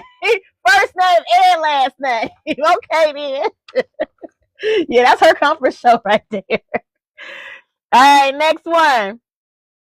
I'm an ex-basketball player who became a high school teacher. I treat my students like family. Say their name. Mr. Cooper. Yes, good job. She said, I know that one. I'm going to come off mute for that. Okay. And shout out to Mark Curry, who is following me on Instagram. I'm going to say that until I can't say it no more. Okay. Thank you, Mr. Cooper, for following me on Instagram. I grew up watching your show. I love you. Okay. I'm a clean-cut dad of 3 girls who loves hugs, structure, and a very clean house. Now, y'all should know this if y'all been paying attention. What y'all got? Yes, Danny Tanner. All right. I appreciate y'all. There y'all go. Y'all been focused and paying attention. Y'all been paying attention to this lesson of nostalgia. Okay. Next up. I'm the best friend who always gets thrown out the house whenever I show up.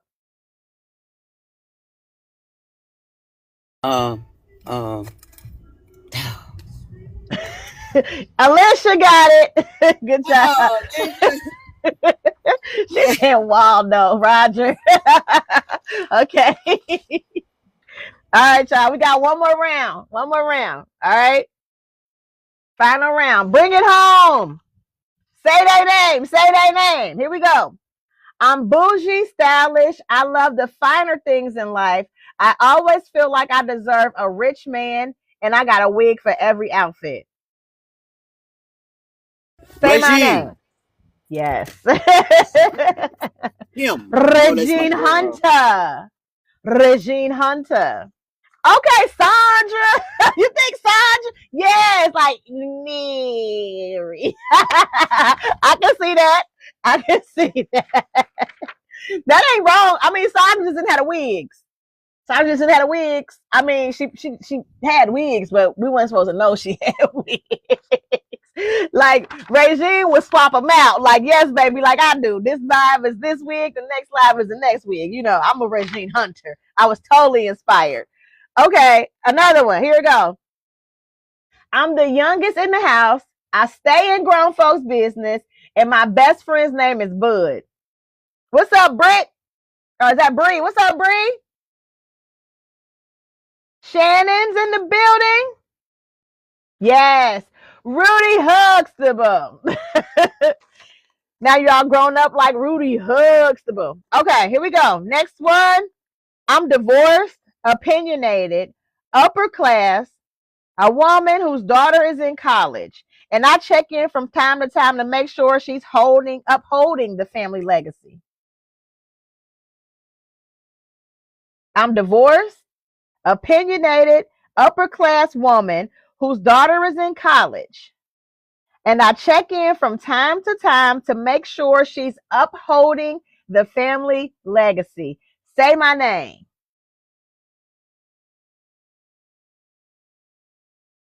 It's going to be a little harder.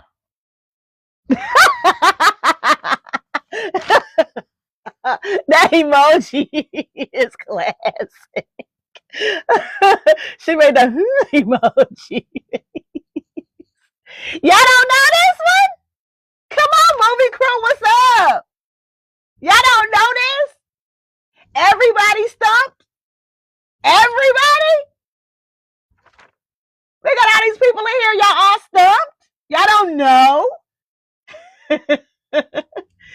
I can't believe y'all don't know. Y'all on a struggle bus. Y'all do not know. Oh my goodness. You need more clues. Okay, I didn't type more clues. Okay, there you go. Read it again. I'm a divorced, opinionated, upper-class woman whose daughter is in college. And I check in from time to time to make sure she's upholding the family legacy. I'm divorced, opinionated, upper-class woman whose daughter is in college. Divorced, opinionated, upper-class woman whose daughter is in college. Divorced. These shows is my shows that y'all putting up there, though. Through this journey of discovery. Nope, it is not. What was her name? It was not Miss Thorne. All right, Celeste said she throwing in the towel. Should I give up? Let me get 3 more people quick so I can say I stumped all y'all. Let me get 3 more. She said, let her up. Let me up. I'm ready. I know I can do this. Okay, I'm letting you up. What you got? Who is? Don't be doing us like that. I'm trying to think of a divorcee with a grown child in college. Yeah, she's divorced. She's opinionated, and she's upper class with a child that's in college, a daughter that's in college. And she check in from time to time to make sure she's upholding the family legacy. I don't know, but I like my mom. Okay, Buttery. Okay, Buttery. Who?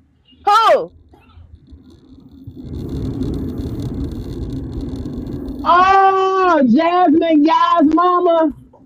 Yeah. Oh, yeah. Jasmine Guy's mama. Buttery got Okay, it. Buttery got it. Yes. Whitley Gilbert's mother, Mrs. Gilbert. Mrs. Gilbert, yeah. I forgot. Buttery, all right, Buttery. Welcome to the movie club, Buttery. You might be all right. You might be all right. That's my people. She know a lot of this stuff. Okay. All right, here we got 2 more. They gonna be easy. That was my stump one. All right. I'm from West Philly. I got sent to live with my rich relatives and brought a whole different vibe to their house. She said she Googled it. You cheating over that girl. Oh. Alicia, you got it. Will Smith, Fresh Prince. Yeah. That was funny. That was what Bear would have said. Oh man. Okay. Last one. I'm a doctor, a father. I always got a life lesson ready for my kids, usually with a joke. Bill Cosby. That's my daddy, Bill Cosby. He's Cliff Huxtable. That's true. And she said if she Googled, I would have had her name. Right. She said, I would have got it right if I would have Googled it fully right. Okay. It would have been no problem. I am not mad at her at all. But okay, y'all. If y'all got some more comfort shows in there, let them know in the chat. Come up on the panel for the next 15 minutes freestyle so we can talk about it. What's the favorite episodes you got of a show? I'm gonna tell y'all my 2 favorite episodes of the Cosby Show. Since the Cosby Show is my absolute favorite show, my favorite 2 episodes. The first one is when his father, Russell Huxtable, was playing the trombone. Oh, that brother was killing it. I don't know why I love the episode so much, but it's at the very end how at first he was like... Don't say the K word, host. Don't say the K word. I don't want to get you in trouble. Which word? He was K-ing it. Oh, okay. Okay, yeah, I'm sorry. I'm an 80s baby. That's slang. You're just excited, okay? But he was doing his thing. All right, he was doing his thing with it, And at first, when he started, hadn't played in a long time. He was a retired jazz musician, and they was having a reunion show. He was an older gentleman, like 70s or whatever, and he didn't have it, but his wife had coached him, and he got up there and he was jamming. Okay, I think that was the beginning of my love for jazz music. Was watching that show as a child, and then my second favorite show is when it was the challenge episode, that tap dancing where the older gentleman was tapping against Bill Cosby and kicking his bootay, doing that tap dancing thing. So those is my two favorite Cosby Show episodes. Let me see what you got. When Claire checked Elwood about that coffee, she let him have it, didn't she? Have it, okay? Because he was like, "You're gonna make the coffee? I thought you didn't do that thing." Yeah. You know what? People went viral on TikTok and other social media apps, like imitating that scene, and everybody was like, "You can do it." I was like, "I wish I could." My memory for lines ain't no good. Like, I'll be messing it up, but I know how to do the whole. I got that. I can do that real good. Fresh Prince. When a daddy did some, oh man, I cry every single time I see that episode. Yeah, you. I mean, like every single time. What's up, girl? Welcome to the movie crew. Welcome, Hello. Where she go? Why did I bring a background? Was that me? No, I think you brought a background and singing in the background. But no, every single time I see that show, I just cannot. I don't know how you could watch that and not ball out of control. Like, cause that was like the first time we saw Will Smith acting skills like be really, really good. No, that's not the first time. If y'all never seen 6 Degrees of Separation, Will I Smith saw that. I think I've always told people that's one of my favorite actors, even though, whatever he got going on with this woman. But that man is an actor. Yeah. He's a great actor. You know what? For me, the scene with his father was way, he did better acting in that than that movie. That movie, if Will Smith were to do that role again, it would be way different. His acting has improved so much since then. I mean, I think because of the seriousness of the character and what he had to do, people thought it was a great acting job, but it really wasn't. No, I'm not saying it was a great acting job, because we ain't saying that. And don't not speak into existence with him doing that movie again ever. Well, no, that's why I said I feel like for me, when he did that scene with his father, that was his real acting. Like, he was in his bag in that moment, because everybody, grown men was crying. Everybody cried watching that scene.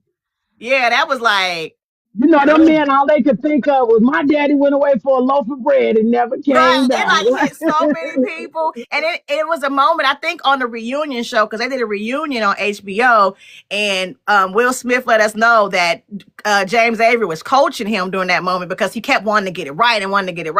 And that moment when James Avery hugged him, and then, like, I think his hat fell off or something, and he like threw the hat off. That wasn't supposed to happen. The hat was, that was like a thing. But James Avery kept going, and when he gave Will a hug, he whispered in his ear, "Now that's acting."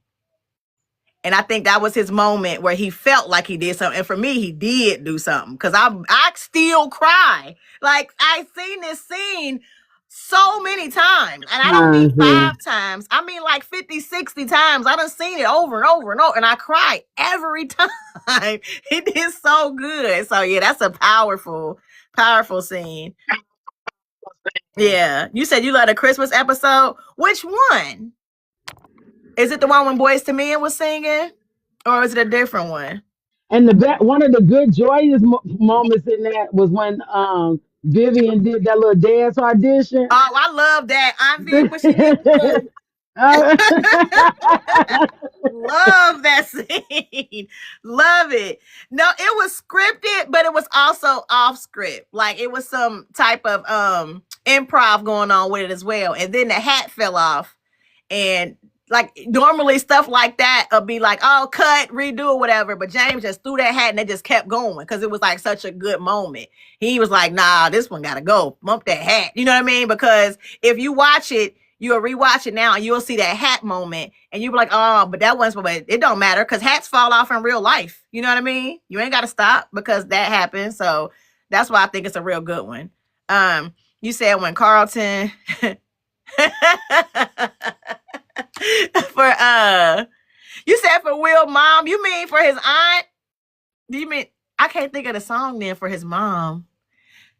Cause his mom, did she get married? Did she end up marrying Lisa's dad? I thought she got married to somebody in there. But did she end up marrying Lisa's daddy? I think so, because I remember Yeah, because they she was got supposed to together. marry somebody, but she didn't. All right. Alicia, bring me up. Come on up. Come on up. Welcome, Alicia, to the panel. It's Movie Crew Tuesday. That's my girl, Alicia, and my chef. Hey, What's y'all. up? Hey. So the song was only thing I can remember. The world is white. Okay, that was the She aunt. got jungle fever. She got jungle fever. I remember that. That's why I said what song, because I remember that song. That was the aunt. That was the other aunt, the youngest one. Okay, another fun fact, y'all. The aunt that got married to the YT guy on Fresh Prince of Bel-Air, right? Y'all remember that auntie, because it was 3 aunts and they'd be like divas. Yeah. So she was the youngest one. She was actually in a movie as a child, right? Oh. And it's the first Black Cinderella. It's called Cindy. Oh no. Yeah, and I never seen it. I just heard about it. And I'm gonna watch it, but I'm gonna do like a watch along and record it, because I never because I always say my favorite Cinderella is Brandy, right? I'm like, Brandy's my favorite Cinderella. Period. But this is so I'm gonna watch that movie. That came out in 1978. It's a musical drama. Mm-hmm. Her name is Charlene Woodard. See, look at you Googling. I love it. I love a good fun fact. Yeah, that sure is her. It sure is. Yeah. So I'm gonna watch that. You might have to come and watch it with me, girl. You might have to be over here on the couch and watch it with me, since you done Googled it. for real. I'm here for it. Yes. What's another one? What's another favorite episode of y'all that you got? Or of a TV show? I came up to say my favorite episode of the Cosby. I have a lot of them, but one that I look at and I'm like, oh, like I get emotions about, and just like a proud feeling is one when Claire was invited back to her school. I think it was like their class reunion, and she was like presented with something. I think I can't remember, but she sung. Remember she sung with the choir? Yeah. I love that part when she was singing. Yeah. I love that moment. And when they had that older woman, they call her Grammy. Yes, Graham T. I like when they had her there and they went to church. Yeah. My favorite was the church moment. Okay. And they were singing gospel. Those are two episodes that I love. I love to see those episodes. I love that. That actually says a lot about you and where you're at in life. That those are the shows that you hold on to. That's deep. I like that. That. Yeah. I like that. Being older, you don't realize the gems that we were young, right? So we didn't know. Right. But growing up, you realize the gems that Bill was dropping, like all of that art when they went to auction things off. Those were like famous paintings by Black artists. Yeah. Bill was rocking Coogee before Biggie started talking about Coogee. Come on. He had sweaters. We didn't know that. A lot of the people, the guest appearances, those people were really somebody. He was showing us another side of life. He was showing us that we can be greater than where we are. Yes, the jazz. I Googled that today because I was sitting here I look at a lot of old TV. I was looking at it was Too Close for Comfort. I don't know if y'all know, but that's the old show. And I watch Maude sometimes, and I watch Family Ties. Okay. And periodically you see like Black people in there. And I was just thinking today, I was like, I think Black people, they started like incorporating putting a lot of Black people in episodes in sitcom TV in the 80s. That's when it was like a thing to like throw a few Black people in like white sitcoms. And also our sitcoms, like of Black people, representing something different than we were used to seeing. Like those old 70s shows were like stereotypical Black, ghetto, struggling, job talk. And then here comes the Cosby Show, and you know, Family Matters or whatever else Black shows that follow the Fresh Prince. So I was just thinking about that today. I love that. Shows. Yeah, and that's why the Cosby Show is my favorite. Like when I tell people, and I stand 10 toes down in it regardless, I wouldn't be who I am without the lessons I got from that show. Like I was the only child. So I didn't have siblings. I didn't have that dynamic. You know what I mean? My parents was married and then they got divorced. And I used that type of stuff as comfort, and it raised me. And it was so many lessons that they taught. And even as a kid, I was getting the lessons, but when I watched it, because I kept watching it, like I would watch the reruns. And then when they made them, I had them VHS tape. And when they made the DVD, I bought the series instantly. I probably had like 6 box collections of the Cosby Show, because you will not tell me I can't watch the Cosby Show. Right. You will never tell me that. So I'll make sure I have copies. And now, you know, it's on Amazon, and I bought it. I got the whole Amazon. Every time I see a way for me to watch the Cosby Show, I'm getting it before they try to stop me from getting it. Exactly. Because that show has taught me throughout my life. If I rewatch it now, I see certain stuff now that I didn't catch before, just as a parent. As you know what I mean? Like I watch it different. When I was a little kid, I was looking at Rudy. When I was a teenager, I was looking at Vanessa, Denise, Theo. Like you know what I mean? Like representation matters. And I would watch these shows and I would get these lessons. So even now, my kids watch the Cosby Show. I got a 17-year-old and a 7-year-old, and they both watch it, and they're getting those same nuggets of you know, Black excellence, and you can do it. And just because it's loud out there and it's crazy out there is not how you have to deal with conflict. That's not how you have to deal with life or mistakes or bad choices. Absolutely. So I love the Cosby Show. I'm gonna be the biggest fan for life. Absolutely. But you know what I thought about? I thought about we didn't bring in the factor that he also took in a family member from another family member. What was her name? The one Pam. That was Pam. Because that's how we got introduced to Erica Alexander on before she got on Living Single, and you know she was doing like stuff. Yeah, she was Maxine Shaw, but she was Pam. Cousin Pam. He did that before Bernie Mac did it. And then here comes Bernie Mac doing the same thing that offers you up still the same insight, even though he was a comedian in his show. Because I ain't heard nobody mention Bernie Mac show at all. Well, I like the Bernie Mac show. I actually do like that show a lot. Bernie Mac, he actually did that in real life. So him putting that on his show, that was based off of his real life. He really took in his sister's kids because she was an addict. So that show was based off of his real life. And I miss me some Bernie Mac. Everybody that ever speaks upon this man has nothing negative to say about him. You cannot disrespect a man that was married to his sweetheart. You hear me? And after every show, all the comedians would say, you know, when we were going out just to kick it with such and such and do things we shouldn't be doing, Bernie was like, I don't know about y'all, but I'm going home to my wife. Yep. He loved his wife, and he talked about it. He ain't had no problem. He was like boastful. Yeah, I'm going to my wife. Like, I love my wife. In interviews, hey baby, like he would. I miss Bernie Mac. When they said he passed away. I think that's why I hold on to nostalgia so much, because there were some nuggets there. Like they be trying to take away and diminish our legacy and some of our legends and say certain stuff, but I hold on to them. You know what I'm saying? I hold on to them jewels and the stuff that they taught me and they gave me, and we all human. And if everybody's stuff got exposed and put out there, we all be a little bit, you know, like, wait a minute. So I'm not. Yeah, certain stuff is like absolutely not. Other stuff is like. Well, thank you for having this platform, because this is a positive platform, which you don't like too much, but it's gonna grow, because your spirit and what you're trying to do is definitely gonna grow. I thank you. I know some really, really dope people. It's the first thing in our life. Y'all.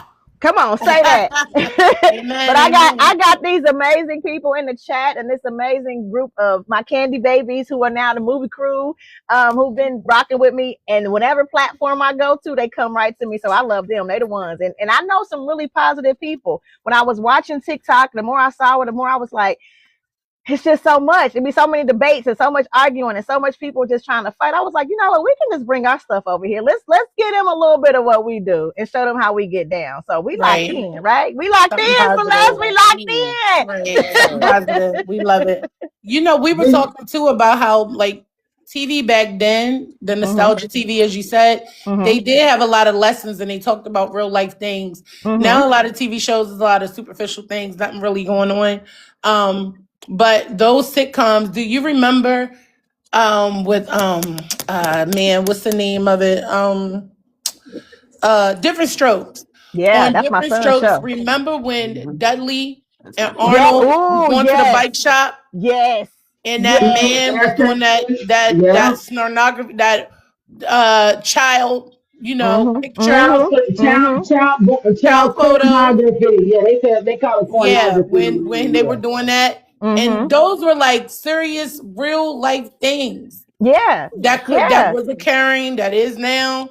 Like it was real. And it was really like, happening. Wow. Yeah, and they actually showed that back then. And it was showing, and kids that would watch it, because my son watches Different Strokes. He loves he loves all of these old shows, Cosby Show, Different Strokes, Webster, and Good Times. No, that's his rotation, and he loves them. He's 7 and he's autistic. I think he sees himself like when he watches these shows.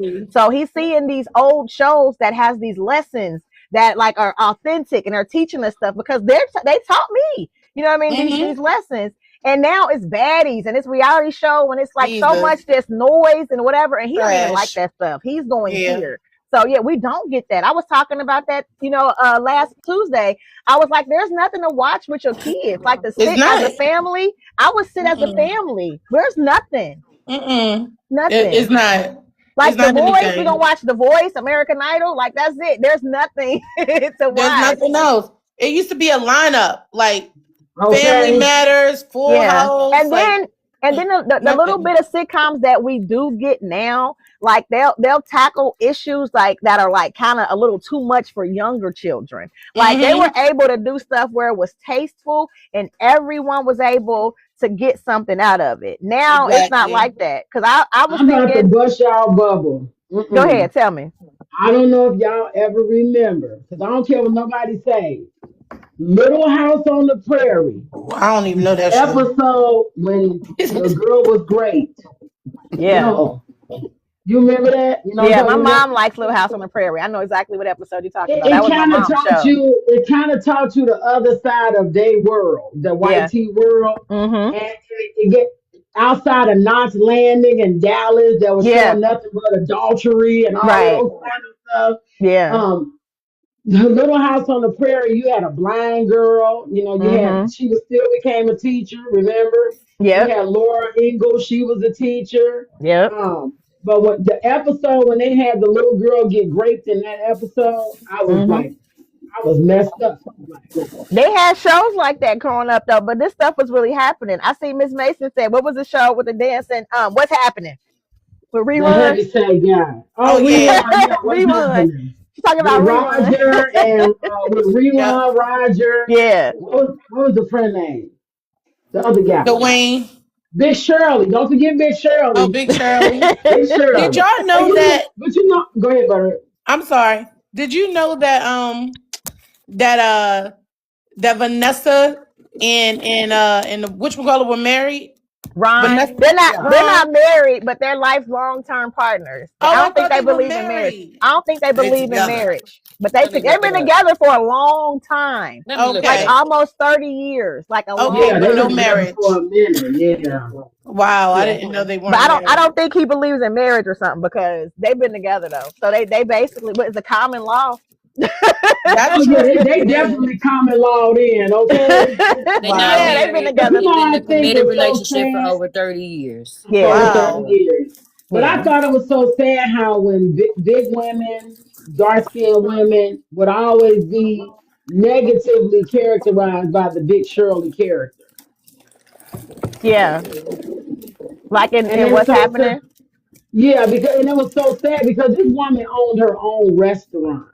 Yeah, I guess because I watched what's happened a little bit when I was pregnant with my daughter. I was on bed rest, y'all, so I was watching a whole bunch of nostalgia Everything. stuff. And I did. I think it was right when I had her. That was what I was watching. But I've been trying to sit and really truly watch what's happened. I haven't had the time, but I didn't see her as a bad person that when I saw her. Like I guess they be trying to make people like goofy, you know, that like buffoonery, like goofy stuff. Yeah. But Right. I didn't I think didn't she see was her. Yeah, I bad. didn't see her No, as no, no. being, She wasn't a bad character. I'm saying how our men and different ones, when they would want to cap on a girl that was big, Oh, they you would mean like they always would call talk her about people? Big Yeah, Shirley. that Yeah. was like I think that was just back then because now you know curvy women are like the thing. You know what I mean? Like that's like what it's all about now, and it's nice to be able to see it. I was saying that too. That's the one thing I actually enjoy about reality TV, which I don't watch like right now. I haven't watched reality shows in a really long time. I just needed a break from it. But I did like when I would turn on Love and Hip Hop and I would see real bodies, like real curves, hips. You know, like right. they not because back in the day you had to be skinny. You had to be Gina and Yes, Pam, ma'am. which was Hmm. very, very But now, small. but now, Yeah. it is BBL Right. Now they dresses. paying to get by. They paying to Yeah, get they them BBL hips. They can. paying to get them. Khadijah and Kim Cole, they was big girls. They was. And that's Yeah. why one of my 5 movies was Living Single. I just like that they had different women be friends, have different jobs, different type of Yes. personalities. They had different bodies. And I love that Queen Latifah was able to be like casual, more, you know what I mean, relaxed or whatever. And she still kept a man. Oh You yeah, can Yeah. she tell that put baby. on. She had dates. She was like fabulous. Hold She would on, look good. whole She could clean man, up. okay? Yeah. I heard that well, I think I don't know her real name, but Sinclair character, she was saying Kim that Coles. yeah, they were saying that when she started gaining a lot of weight, and I Yeah. think like they had a problem with that. You know, Mm-hmm. like they wanted to I guess the producers, I don't know if they wanted to switch her out or she was in less episodes or something, but Mm-hmm. I think she said that like Overton, I don't know his name, but Overton, like he played a big role in like advocating for her Yeah. and always Yeah. telling her, you know, you beautiful, you good. But she If spoke about that when she yeah. gained a lot of weight. Yeah. If And you I think guys like watch, it's a podcast. It's called mhm, Reliving Single, and it's mhm, on YouTube. And they did the first season, and you can like watch it. And they actually go season 1, and they do every episode, and they break them down, and they have guests come up, and they be talking about back then in the film and the behind the scenes. Yeah, I went to film school, so that I'm like a mhm. nerd. Like like I love it, and you're getting back to see. And they talked about that on there as well. Kim Coles and John Henson, and the whole cast rallied around her and said Well, no, because that's what women do. Like the whole cast, and he was like, "This is still beautiful. What you mean? My sis look good." So I love that they actually were really close knit working together. That yeah. cast was Hmm. really tight with Mhm. working together. Y'all should watch that YouTube series if y'all ever get I'm gonna time look at because it. I'm gonna it's a try to good give it a watch. look. Yeah, And I'm Yeah. gonna try to give somebody that a else look. that ended up in that kind of situation was Raven Simone.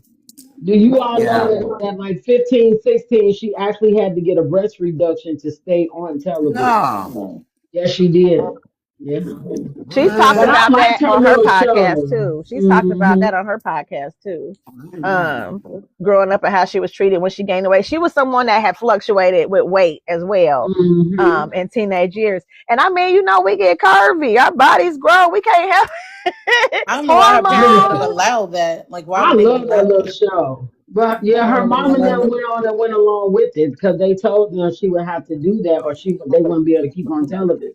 But I Yeah. think Raven Simone's show, I used to love that show. I used to watch it with my kids. So. Me Yeah, too. but that was something that you could Bill watch with your kids. Cosby. Bill Cosby introduced her to the world. He did. He did, He yep. introduced so many people. It was so many Hmm. people that were like guest stars on that show, or like they were just little features. Angela Bassett, Stacey Dash, Adam I was Sandler, ready to say Adam Sandler. Yes, Adam Alicia Sandler. Keys, Naomi Campbell, Hmm.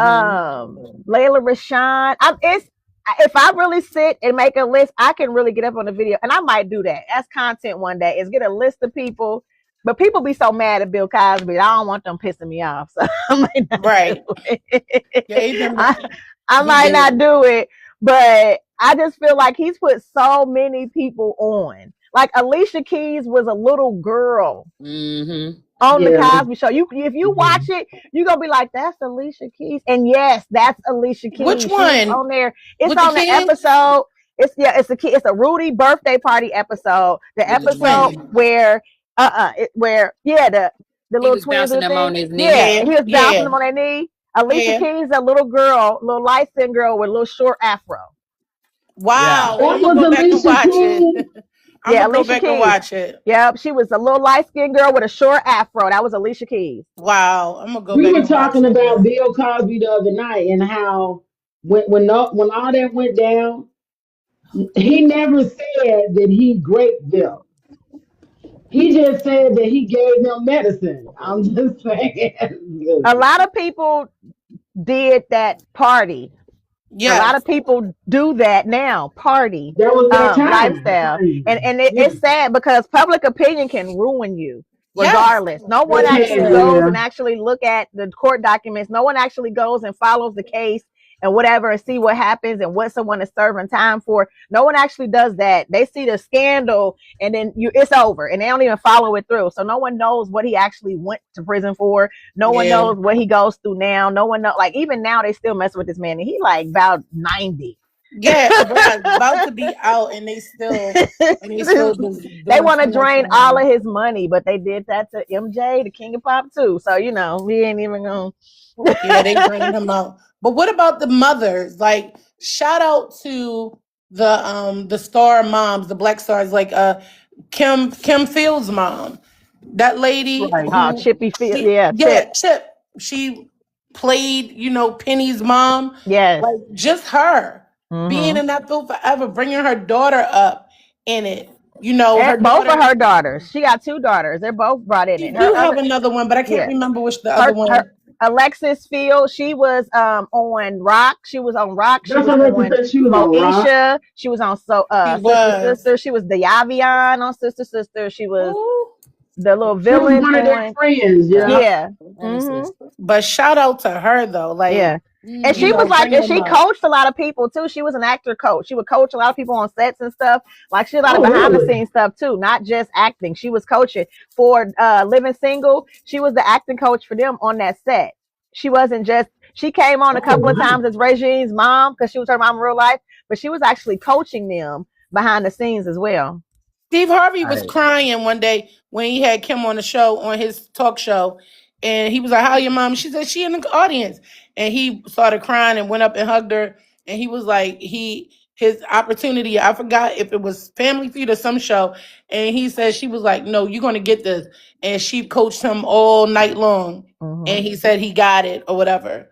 But it was her that coached him. Yeah, a lot of people say those great things about Chip. Give her flowers. That queen is still here. It's still out here. It's still working. It still look good, y'all. Kids not strung out. Kids is working, thriving. Yeah. And you're right, Celeste. Like I hate to see what they go through in this. Yeah, in this world, Hollywood, all of that. It's just sad because these people we love. Like they gave us their hearts and souls. They gave us art. They gave us, you know what I mean? And it's rough out there. It's scary. You got to be protected, just like how Todd, what's his name, Bridges. How he was as a young child star, unprotected, in that industry, and a lot of them do be. Justin Bieber, another one, like Britney. Who knows what happened to her? I mean, it's just, but a lot of those child stars, they're just not protected. Amanda Bynes, you can look at some of them and see what happens later in life and wonder, like, what happened? Yeah, what happened? What did y'all let happen out here? Like, kids don't be protected. Even now, it's scary. It's very scary. It is. And give people grace, guys. Y'all can't get past Marla Gibbs now. And the old lady that used to sit in the window, Miss Listen, Pearl. she Miss Pearl. was a star for years prior to. That lady was old as hell. She She started was. out old. She never She looked young. did. She never looked Hey, young. buddy, On nothing I I can't seen her on, No, she you looked gotta you stand. young. gotta Google her. I found a young picture of her. It's Googleable. Yes, Look I her found a up. young picture Cause I be too. trying to see certain people like, what did they look like when they was young? They've been old all my life. And you Yes. know what? What you call his mama too, George Jefferson mama, who always kept shit going. By the way, Yeah, I don't know what no other shows she was in though, but Wanda, remember Good Time? She was Wanda, and she was on Yes. some other stuff. She just Yes. always looked old. She never, yeah. she Hey, never looked. Buttery, wasn't she the one that always cried? Yes, Yes, yes. She always cried at the funeral. go to I everybody's mean, that's funeral that real she short. don't know. Yes. That's like, I'm sure I'll see you next week. She don't know Right. who So that died. she said she started out. Oh, right. She said she started out. Yes, she So was one. She was lame. a funny one too. I love She that was. show too. Yeah. But she was like Girl. doing stuff before. It's interesting to see them like, because again, when we kind of came up, they were like 50s, right? Yes, They was Right. old. yes, And we at least me, I'm early 40, so 50 ain't that far. So I'm like, girl, what you right, mean? right, Be right, quiet. But she did start off that. But before that, she had a career. Yeah, she Right. had a And a lot of that career. stuff I didn't even know about. That's what I'm saying. There's like shows with like one season or one pilot that got some of our legends that we never really saw. So I've been reading Diane Carroll's book and Oh, learning about her life and the stuff she did. I want to watch Oh, you got Julia, and I want to watch what's the other one she was Dynasty. like Dynasty, because I've never seen You those gotta and I work want to it. see them. I heard she you was never so saw her in fabulous in Dynasty. Dynasty? Yes, baby, she was fabulous, I honey. remember Yes, my Everybody yes, told mother. me yes. that, and I love me a good bougie fabulous queen melanin diva. Okay. My mother made Oh, me. I you had know to And you what? watch know what I give Dynasty with my kudos to mother. her for though, because it's not like Real Housewives of Atlanta. She Mhm. literally was bougie and had to deal with living in a white world. Okay. That's the difference between Diane Carroll's show. She was up against Alexis, and I can't think of, yeah. I I know. want to see it. I don't like the housewives of Atlanta. She I had don't time for watch that all of crap them. either. What I'm saying is, Yeah. with that, you have an all black crew. With Right. Diane Carroll and Dynasty, she was the only black. You feel what I'm saying? Right. She was Yeah. a black Yeah. woman fighting her way to a white world, and that's why I Yeah. loved her in this show. I gotta see it. I gotta see it. I've just been told it's so, Girl, I you gotta look at know. that now. Yeah. But you know that guy Norman Lear. Mm. Wait a minute. The Who's that? producer, right? Me. You gotta mute her. What's He that? was a Okay, I did. producer, I right, did. Buttery? I did. Yeah, I got it. Norman Lear. So I just started watching Maude like maybe this year or maybe the end of last year. I don't know. But because I love Dorothy, and then I heard about Maude, and I'm like, let me watch Maude. So I need to learn these people's names. But anyway, I know. I call them so by these names too. Girl, I be like lost because I'm used yes, to certain but I characters. love her character on Maude. Those 70s shows were good, and Norman Lear produced a lot of those shows. So what I learned from watching the show, Mm-hmm. she was this feminist and this liberating woman and like this liberal and she just wanted to fight for equal rights and all this other stuff, and she got a housekeeper, and the housekeeper was Florida Evans, and she was the housekeeper on the show, Right. and she Yeah. was on there for a minute, Yeah. and then with Florida, they started introducing Florida's husband, and it was James. Yeah. And Yeah. Because that James was a made her spinoff. quit That's how they got because good James times. said, "You ready to quit? I want you to quit. I got a good job. You got to quit. You ain't Yeah. doing this no more." I saw And this then they clip. made Good Times. Yeah. And I'm And like, okay, that's this an is great. actual, what she's saying is an actual scene in mine. Cause my dad, he been telling me, cause my dad loved Good Times. That's his Right. favorite show. So he was telling me that it came from mine. And I said, what's mine? I haven't seen mine, but I do have it in my playlist to watch but I'm trying to watch Golden Girls. So Right. I Yes. can learn to Yes. love her from that. But I want to Yes. watch mine too. But he showed me that clip. He showed me that clip probably like a month ago. The one you talking about where he came in on that show yelling, and Ma was like, talking smack to him and her husband. It was James and Maud's husband and Maud and Florida all teaming up. It was like one episode of Maud, and that gave us good time. I'm going. Yeah, it's crazy because even some of the special guests, they were all throughout those 70 shows, those good times. The one girl that was on there, she was a troubled teen that she was helping. It was the same girl that on Good Times with her and Big Shirley robbed them for the money. Yes, okay. I know that episode. Yes. Okay. I like when I see that. When it's like the full circle. Like I love seeing that. Yep. But that's what happened if y'all sit and y'all watch the Cosby Show. Y'all gonna see so many people when they was young. Yes.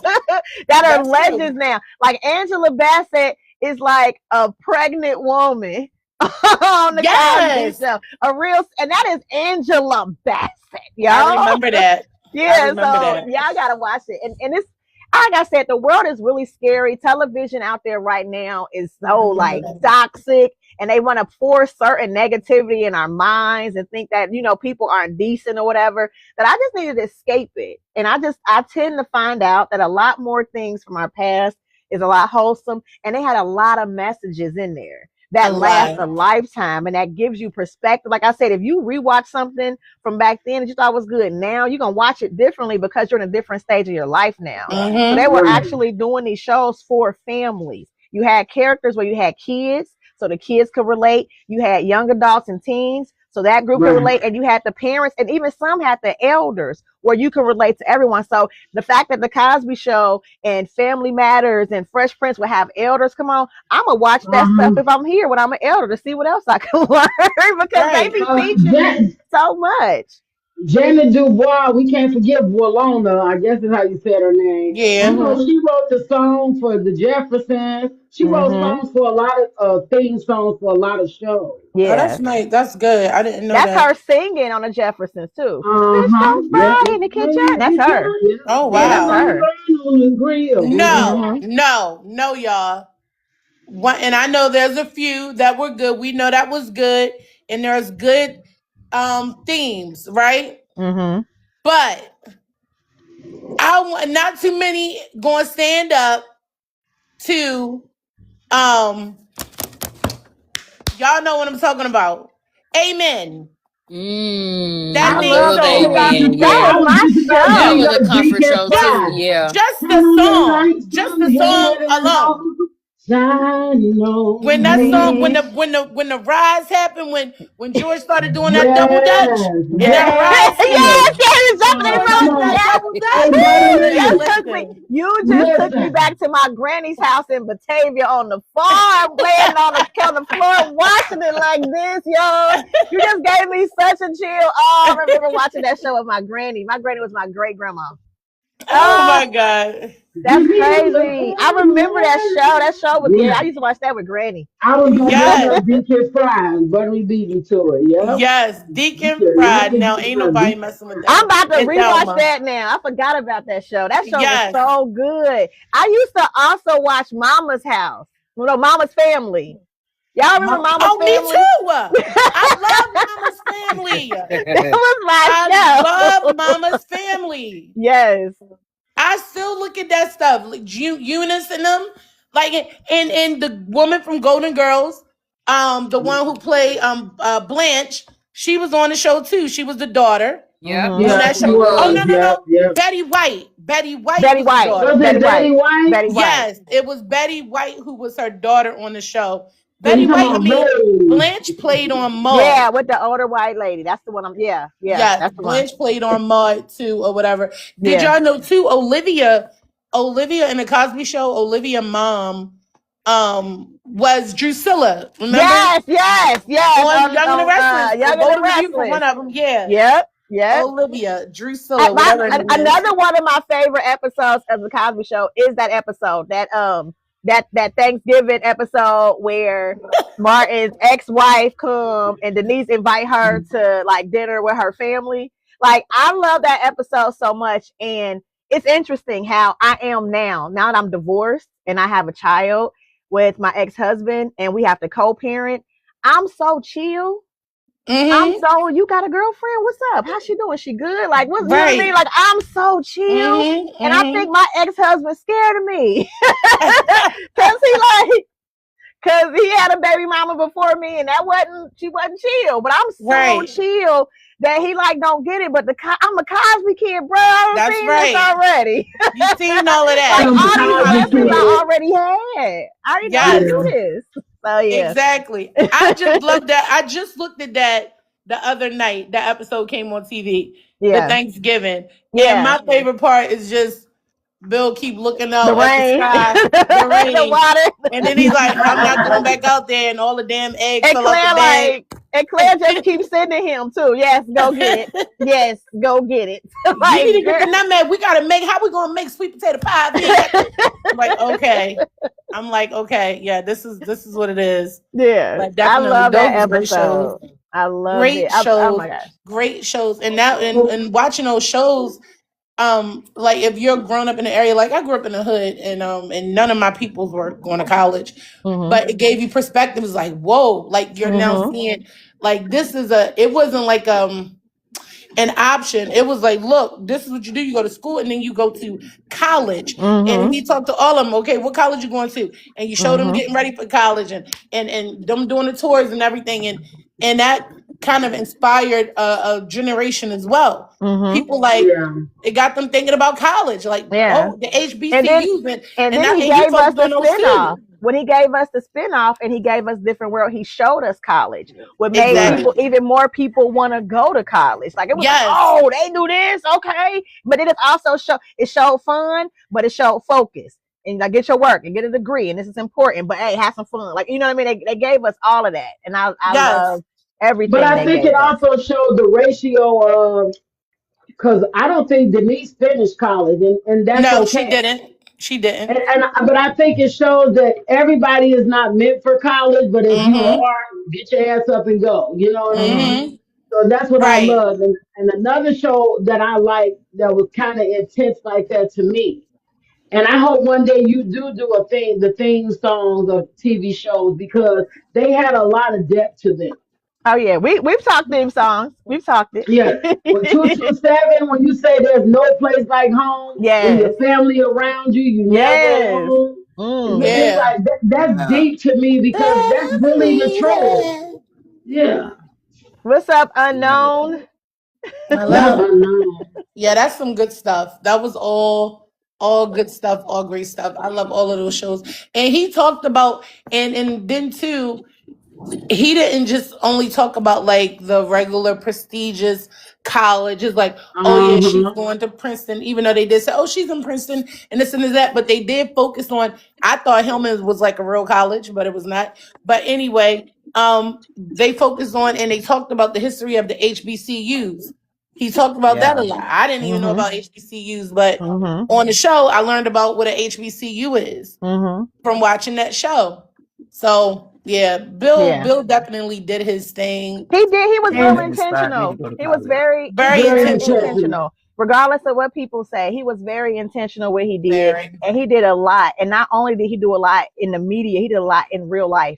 A lot of colleges he really did donate to. A lot of, and that's what pissed me off when they went against him and took his name off of a lot of stuff. Yeah, but I'm like, well, she give me my money back too. Then damn it. Right. That's what my mom said. My mom actually went to an HBCU, and when they did that, her and a lot of her lodge members was out there saying stuff about that because they didn't think it was fair as well. So, and you got some people that stand up for it, that went to it. You know what I mean? Like that was about it, but. I ain't even gonna let them do it. Like, you know what I'm saying? I think more so than anything, some of us just gotta be like, just kind of dead that. When people come with that, I ain't giving you that. No, I'm gonna talk about the greatness and I'm gonna keep going. I'm not about to even acknowledge the negativity. Exactly. You can talk about that over there. This is what we're gonna talk about over here. Exactly. Let's talk about how much they didn't go. Well, seventh heaven when they found out that father was a rapist. You heard about it, but you know what? I feel like he just kind of. That's what it did. That's what exactly. Because they didn't let his career thrive either. So honestly, I don't know what happened with that father from Seventh Heaven. And I actually like Seventh Heaven. when it was out. I can't even make it seem like I didn't watch that show because I really did like it. And it was a really good show for a family. Yeah. Like I said, I grew up middle class, you know what I'm saying? And then when my parents got a divorce, I craved family. So, you know what I mean? We were going to more lower, you know, like poverty neighborhoods or whatever, because my mom was a single mom now, whatever. And we got to the place where we did get in a better situation. But I definitely used TV to help me, to shield me. And I liked when I had shows like Seventh Heaven because you saw family. I was the only child, so I got to see siblings again. So when it did come out, that happened with him, I did follow it to see kind of what happened. They just kind of like just let it go. But again, with Bill Cosby, they said what they said, and everything happened, and I followed it, and I know exactly what happened. I know that he didn't go for what they're trying to say he went for. I know, you know, like all this stuff, but they don't care. They don't. Yeah, they don't care. And so many people out here has dealt with so much bad stuff, and they deal with so much trauma that they instantly relate to it. So they it's bad, and they don't want to hear nothing else. And I get that, because trauma, you can't tell someone what to do off of what their trauma is. My trauma is different than their trauma, but that's my Mr. Huxtable, and I don't care. Don't talk about my TV daddy. Okay, I am a Cosby kid. I'm with her. That's my TV uncle, and I don't give a damn because I know. No, I'm serious. Like, to me, I feel like they just took advantage of a movement that was going somewhere, and they thought they were going to get something from it. Yeah, and a lot of people, a lot of stuff was debunked. A lot of stuff came out, and it's there. It's like out there, but don't nobody care because the negative sounds better. It's more clickbait. It brings people, you know, there. So they don't. Who cares about the truth? The truth? What? That's not fun. Oh my God! Something y'all didn't mention. What was Punky it? Brewster. Oh yes. Punky and Elf. I used to love Elf. Okay. Do y'all remember Elf the alien? Yes. Like, I love that show. Elf and dinosaurs. I watched dinosaurs. Oh my God, the baby dinosaur is out of control. Yes. But yes, dinosaurs. Funny. It was some good shows. Well, look, y'all, I gotta go put my baby in bed. You know I'm a mommy, so thank y'all so much for being here. I was wondering, I'm like, it's 9 o'clock. I know. I got to take my baby. I've been trying to do it longer because TikTok wants me to be longer, so I've been trying to do it longer. But I'm back on Sunday for Vibe Check Sunday, and I think we're gonna do a game night sometime soon because Babs is like, we need another game night. So well, yeah, that's why I was just telling Buttery too. I'm ready to do my game night because when I was on POF, I did game night, so we used to have a lot of fun. So. Yeah, game nights are fun, and I'm the hostess with the mostest, so I like to create my own games. I don't like to play everybody else's stuff. I like to create my own, and we do karaoke over here too. That's funny. Okay, well, I'll see you Sunday. Yes. Before let us give you your last set of roses before you leave. Okay. What'd you say, Beth?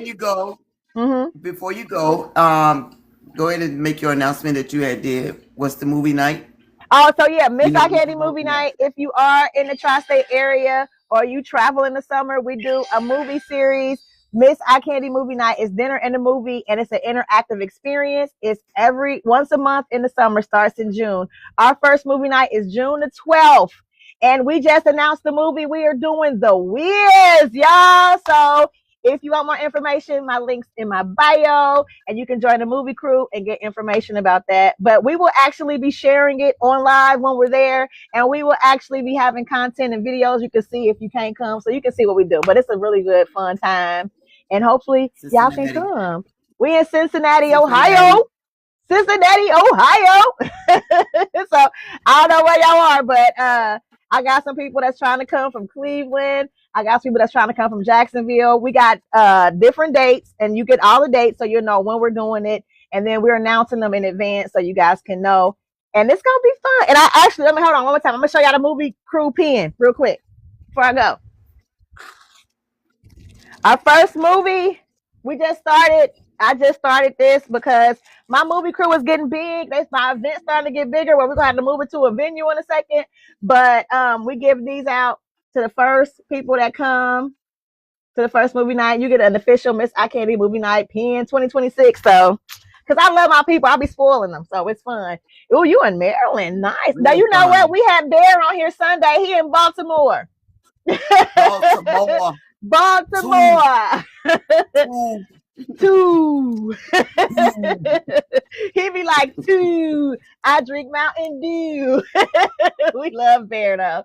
So yeah, Vibe Check Sunday, y'all. 6:30 p.m. Eastern Standard Time. We doing 4 hours again, Babs? We doing 4 hours? Mm-hmm. Okay, Yeah. we're gonna do 4 hours. Y'all know we pushing over here. We are resetting. More. Then we're gonna go to Baps probably in a couple months, y'all. What we gonna do over there? What we gonna do over on the Baps page? Oh no, not right now. Yeah. You know, we do movie reviews. You know, we do reviews on products. Right there, we help you out. She had an event over there. She had a nails and conversation event where everybody was doing their nails on live. Claws and conversation. And that was fun. So I'm working on my nail kit so I can be ready next time. I don't order some acrylic.